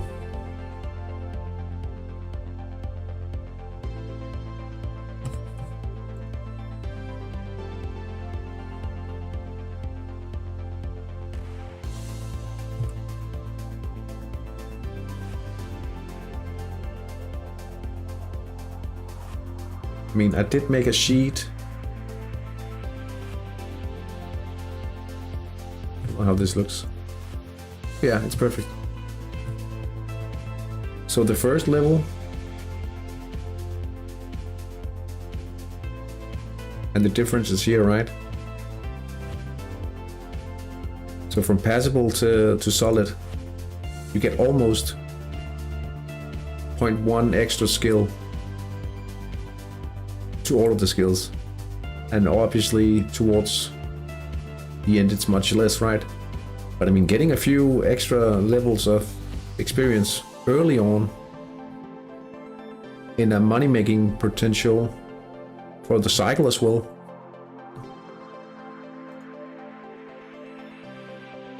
I think that little skill will be worth more.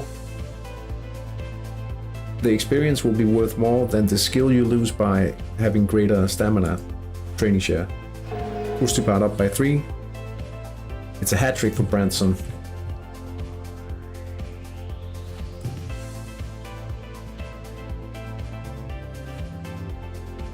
Be right back. All right. Fix the pizza. No worries. Oh, they played the Europe Cup. Ooh, nice. I was hoping for this guy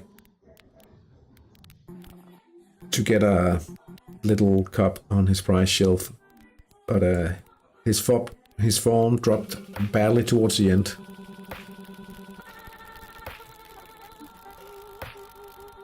He's my youth player.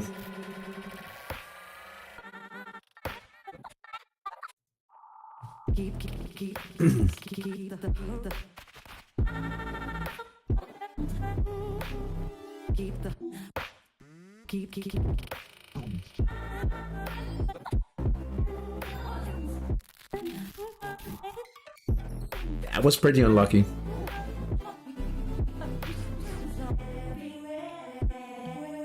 In the quarterfinal, yeah. Especially when you think about the way we had, like, the chances we had to optimize everything going into the quarterfinals. I think we had the most perfect preparation.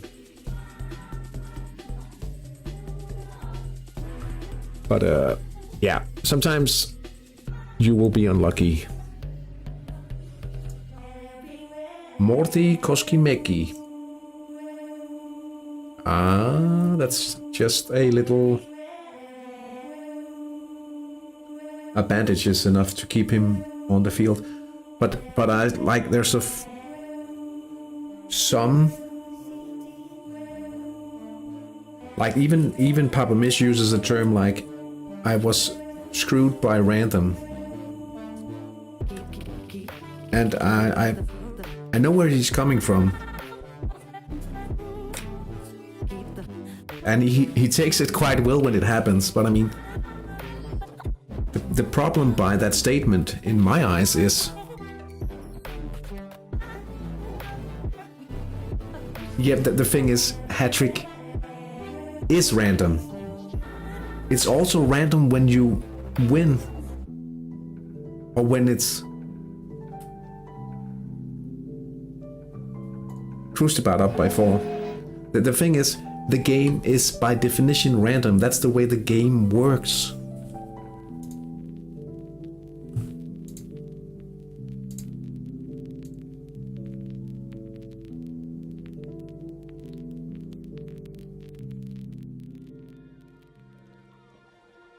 And of course it feels bad. It feels bad to miss this left attack, but it's 63.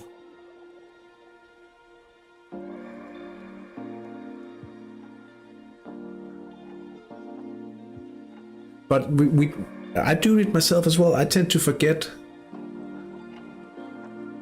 when random screws the other guy, right? Rather than you.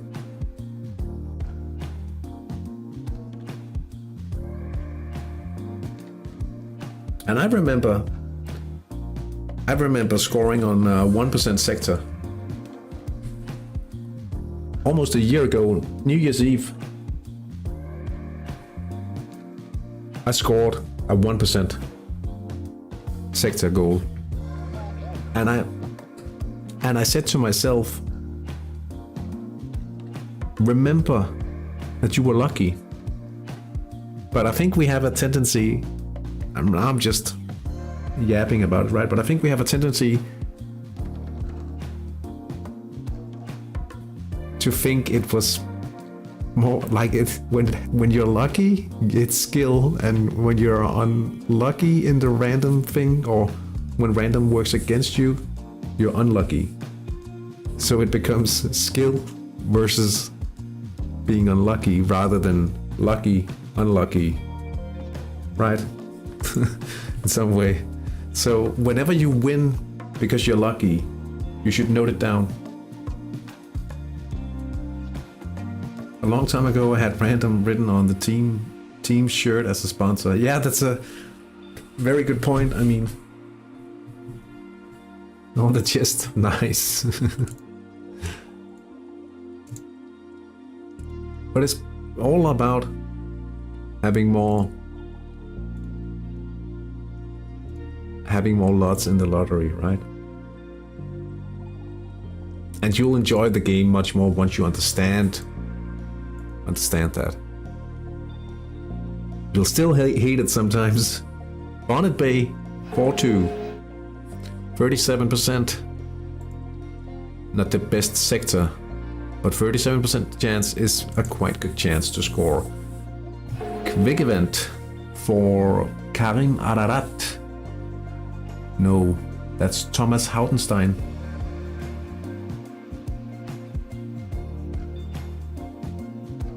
Thomas Hautenstein, he plays as a striker and he's made it 1-1. Krustibat up by 5-0. Yeah, I remember losing 98-2 and don't remember 6-12-82 I won last season. Yeah, that's the thing. I think that's like poker players or like chance-based games. Odds and chance-based games, the strongest mentally are those able to remember that. They know something about, or maybe not know it, but they have a natural gift in order to not focus on the negative. But it's the normal thing, or the usual thing, for people to keep thinking of that. Like if we talk poker, you keep thinking about the bad beat you had.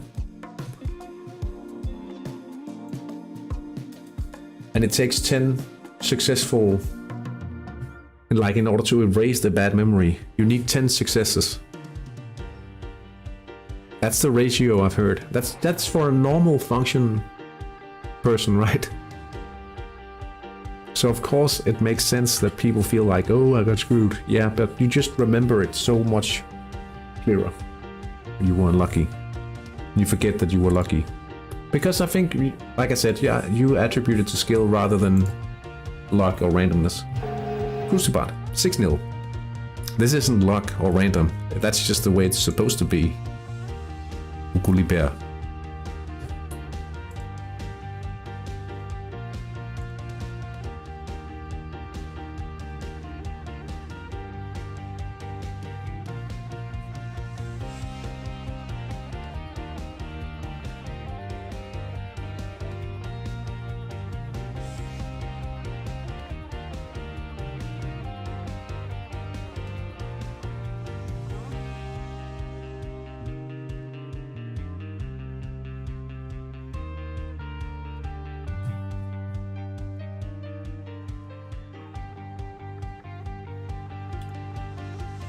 Right, boys, 7 minutes. We only need 4 goals. Now we have Yulupukit actually messing up against Papaya ELC, potentially. Come on. Why is this so badly adjusted? I don't know.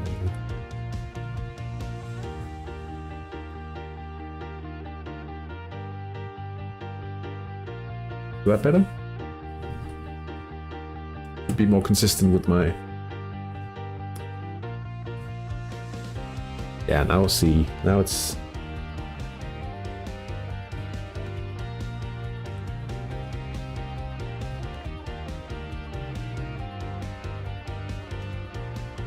Getting my chances on the right side. On the left, but missing. Oh no.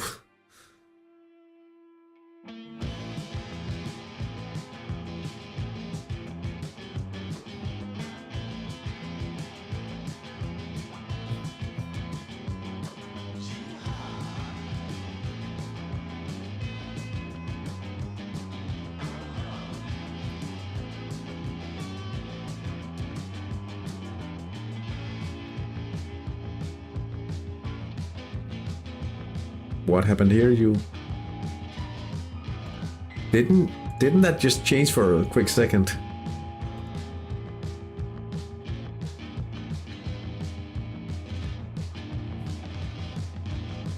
Yeah.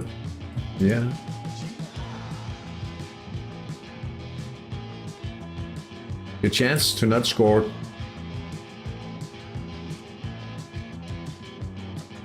Wasn't it 62 before?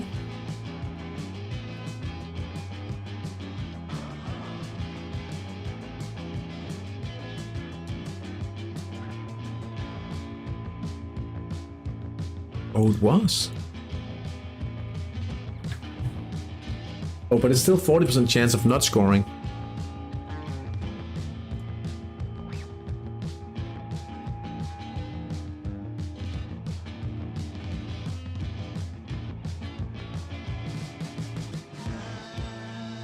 At least when you miss those 2 regular chances, right? The chance of not scoring on 2 consecutive chances in the left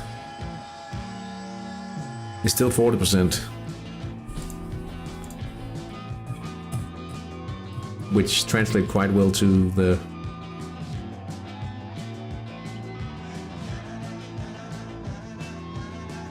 Glad the player know where to attack at least. Yeah. Sometimes you feel like, I know I told you guys to attack down the wings, but could you attack down the right? Could you attack down the left?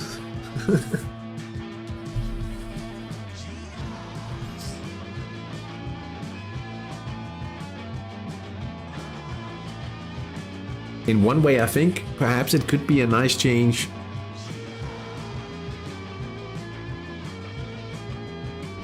Perhaps to be able to select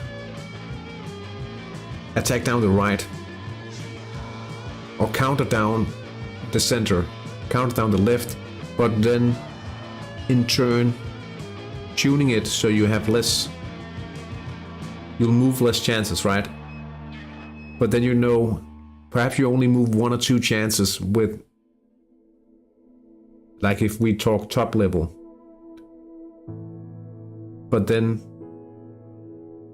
I think it would be cool, I mean, a way to tailor, okay, I'm trying, I know that I'm gambling, putting all my eggs in one basket, but I'll only score twice if I'm somewhat lucky, because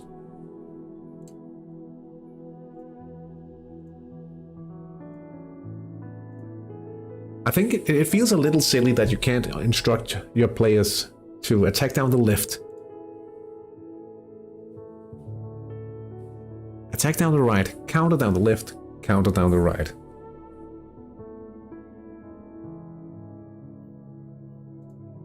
But I think it's fair enough. I mean, sometimes it feels a little sad to see someone setting up a, like, even, not only did they also read like a counter-attacking team, right?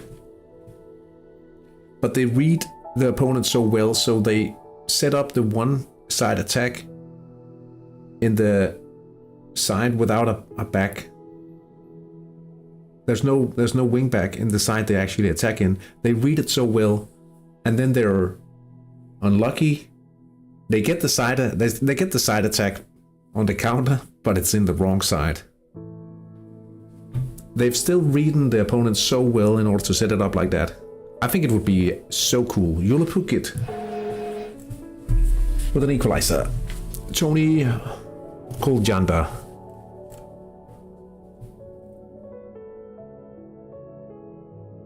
Right attack. 88 minutes into the match. I don't think we'll win this one. I don't even think we'll draw this one. To be perfectly honest, I don't even think we'll score a single goal in this one, which is a bit of a letdown. Attacking on the wings.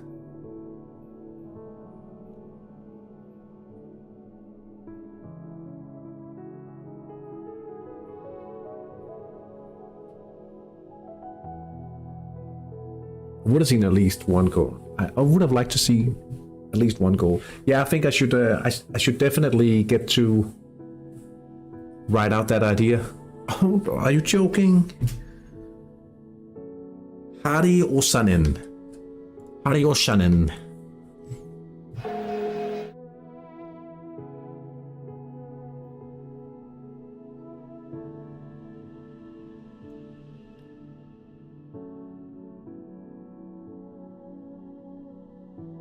Is that a chance, or are you just going to debate me?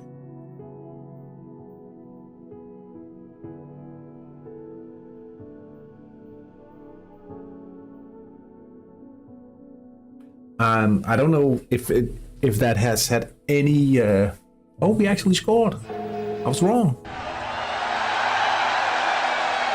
Wojciechowski, he knew what to do this time. At least once. There's always something.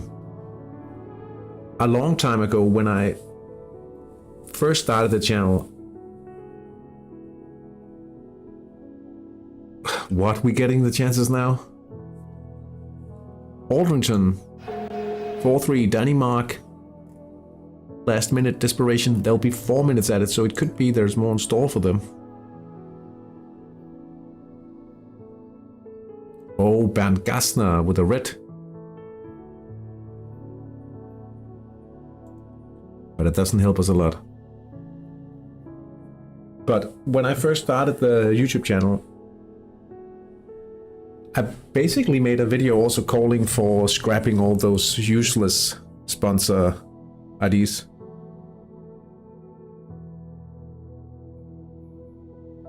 I think you could, oh, on the display, you still want to use it? The goalkeeper's kit.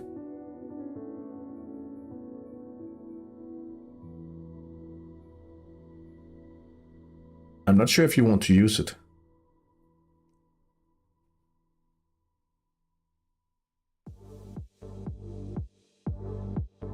Oh, he gets an injury as well.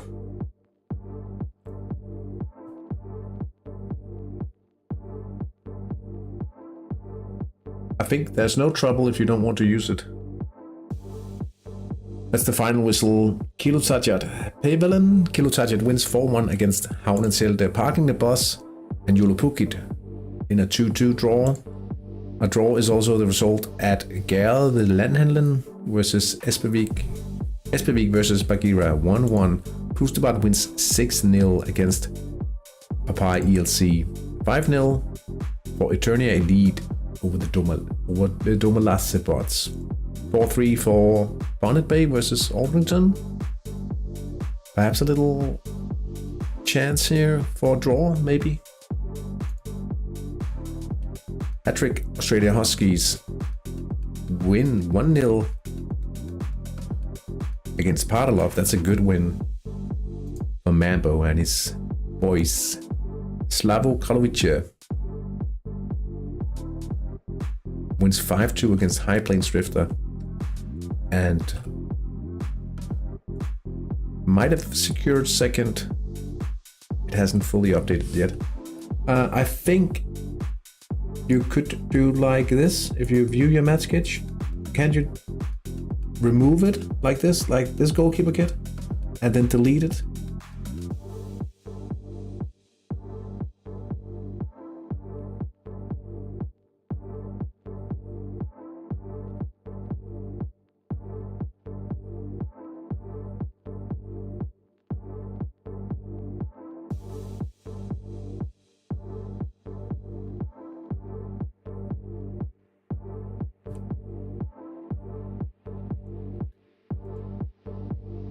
Anyway, I was talking about those sponsors and I asked Hattrick to remove those rubbish choices quite a while ago. And it ended up being so. I mean, they've probably had people pitch that idea, but my idea was, like, if it's not a meaningful choice for anyone to actually go and pick something else than this, like the straight up money, why have it there? Why pretend there's a choice if there isn't? Then just revert it to the old system and find another place to improve the game. So perhaps I will write my ideas about the fourth scout, the head of youth development or the scouting division, and perhaps also write about the tactics. Now, 13 rounds played. Krustabat winning quite clearly here, and Jule Pukit securing third. In the final match of the season, we will be hosting Espevik. Jule Pukit versus Kilutachat. Yeah, I hope we can secure third. That would be a welcome improvement over the finish last season. Nice. I'm glad it worked. HTI Elite versus Kralovice. How will they settle this matter? Eternia away to Orpington. Kralovice away to Partalov. So both challenges playing away from home in the final round of the season.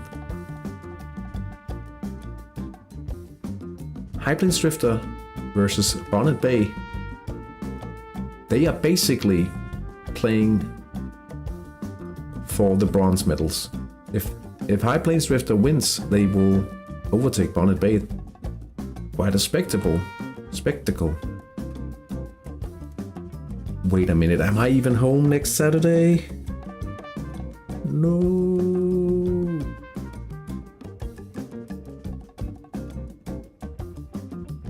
I might be home, but I might feel like Garbo.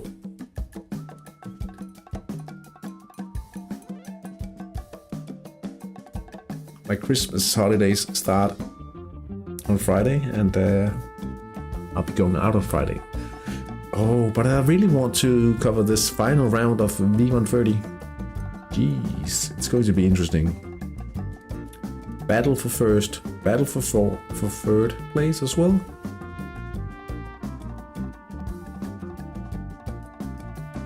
Yeah, that's a little annoying actually. But I mean,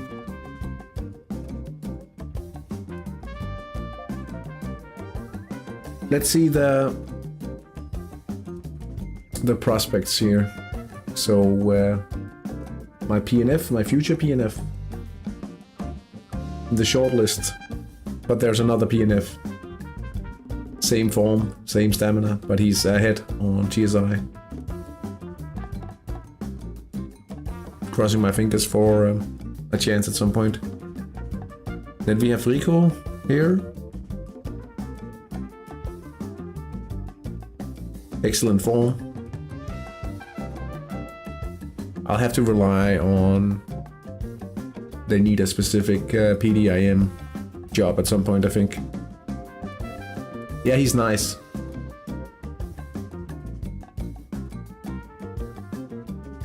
Good morning, Mambo. Congrats on your win.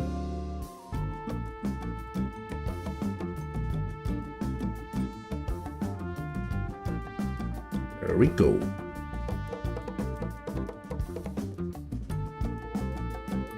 Eilif Christiansen, he's also named.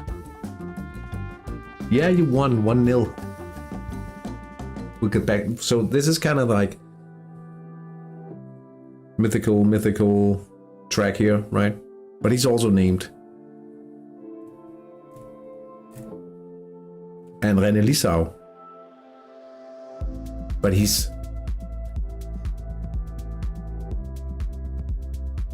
Yeah, he's probably not going to be good enough. But I would love to see Rico.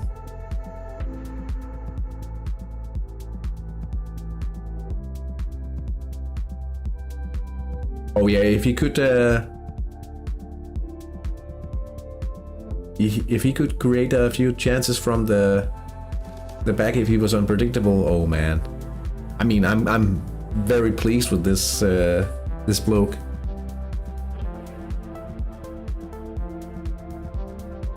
He's very good already. But I'm training him to the midfield slot. And he's listed as a defender right now, I think. You never know what happens if they need him to do a special job during the campaign. But he's getting playmaking at the moment.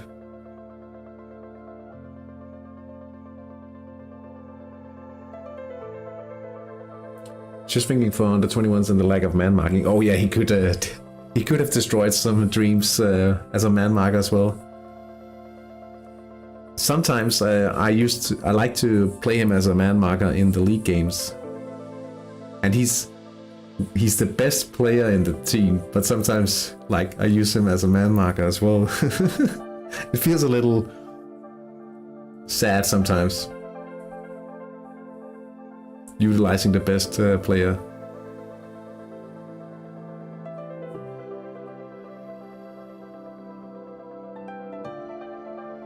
No, it doesn't work in the national team because with the fog of war, you can't select anyone in the tactics screen because there's no player list to draw from.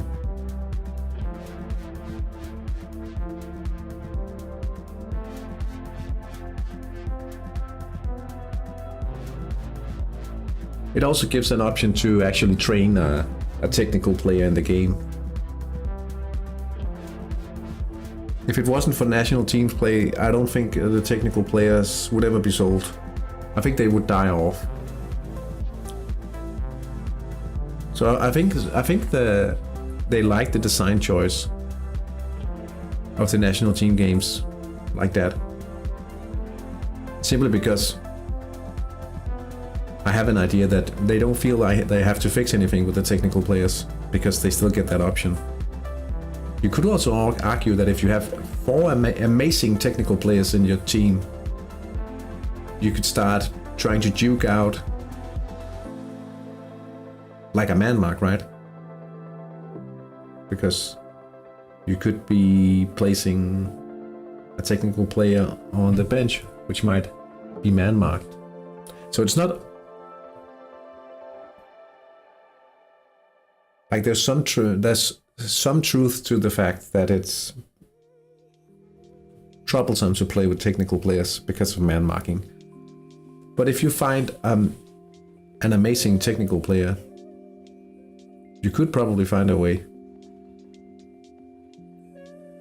But it's hard. Not arguing against that fact. it's hard to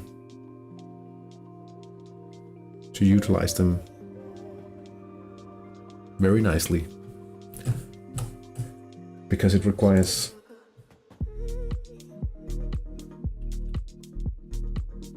a thoughtful approach, at least how you use them.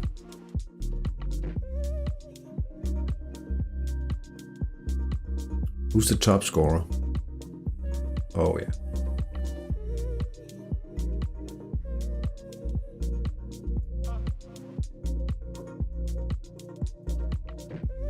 I started training a national team prospect. I turned Fabrikken into a complete NT farm for this guy. Wow, he's already 1784. But he's pretty good as well.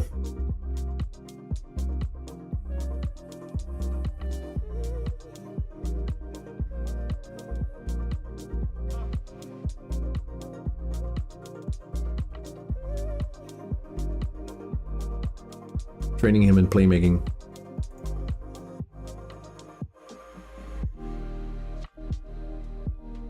So I'm kind of turning Fabrikken into like a national team project for now.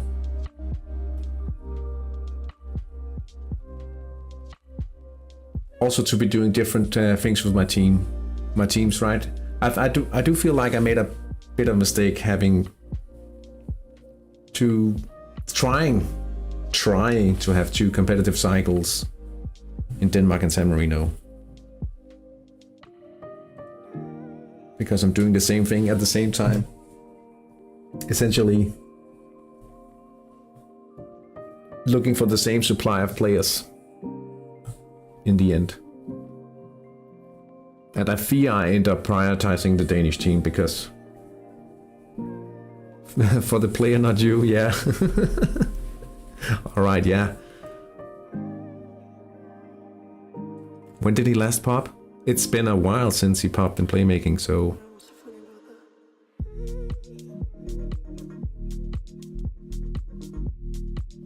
Training estimation, 2 weeks. Formidable playmaking. He didn't have the highest playmaking start, but it was a nice place to start.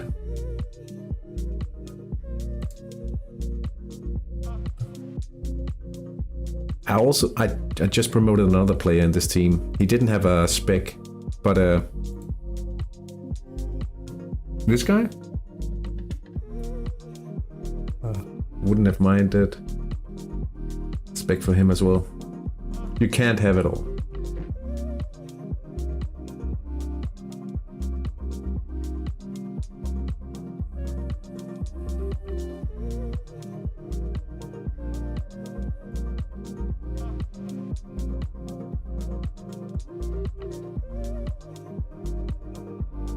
The Renegades. This is a cool logo for... So is this?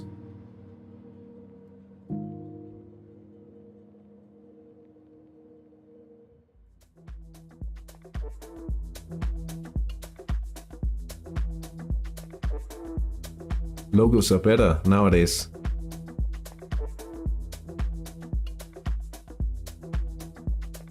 Is this a Dutch club with the... No.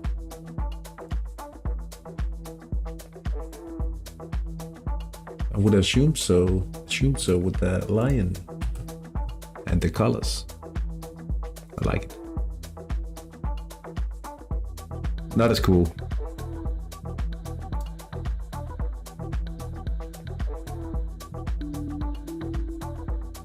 Pretty cool.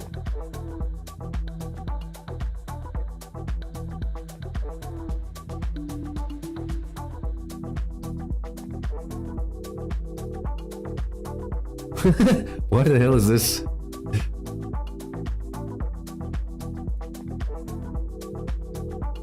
Kumanen.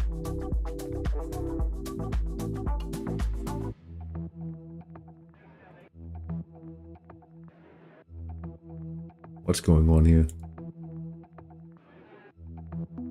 Dala SC. Barcelona Byte. Let's see if we can find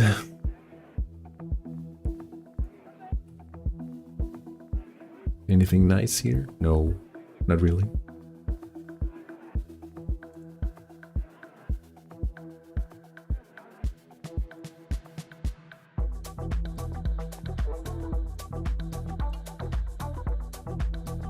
Any playmakers?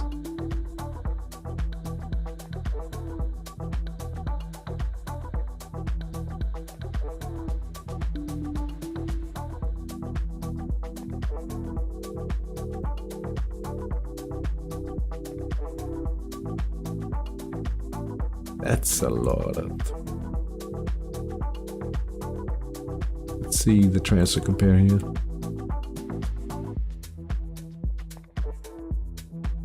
What happens if he goes to outstanding?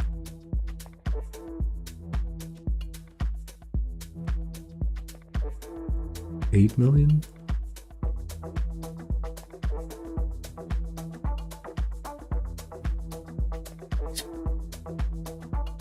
Fairly young. Defending solid though, that gives a lot of TSI to skew off the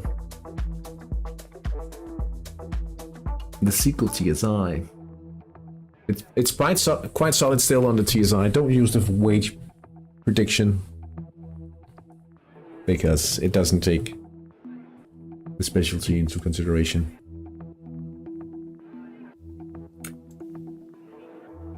Don't ever use that until they fix it or something, at least.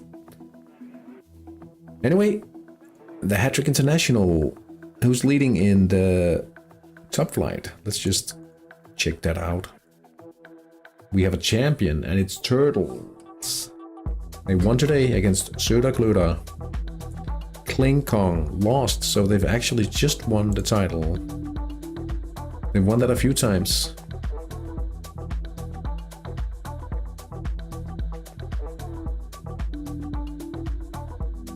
I think we should probably call for the Hattrick International getting a spot in the Hattrick Masters as well.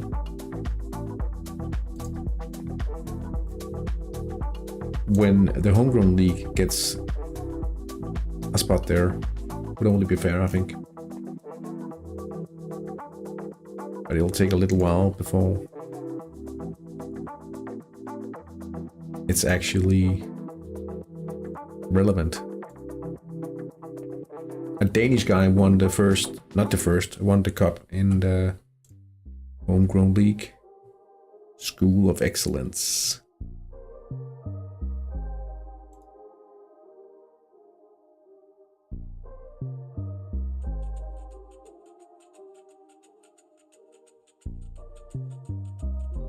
$248, the cup final.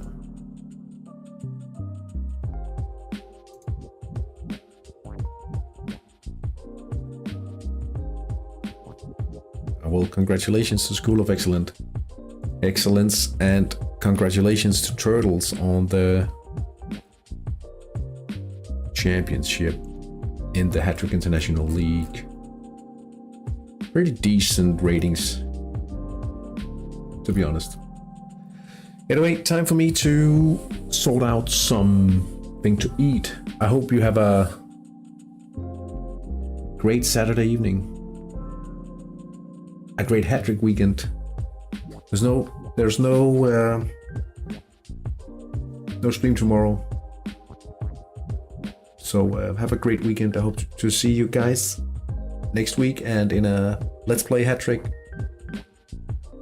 serious video very soon. So thank you so much for tuning in. Thank you so much for being here. Take care.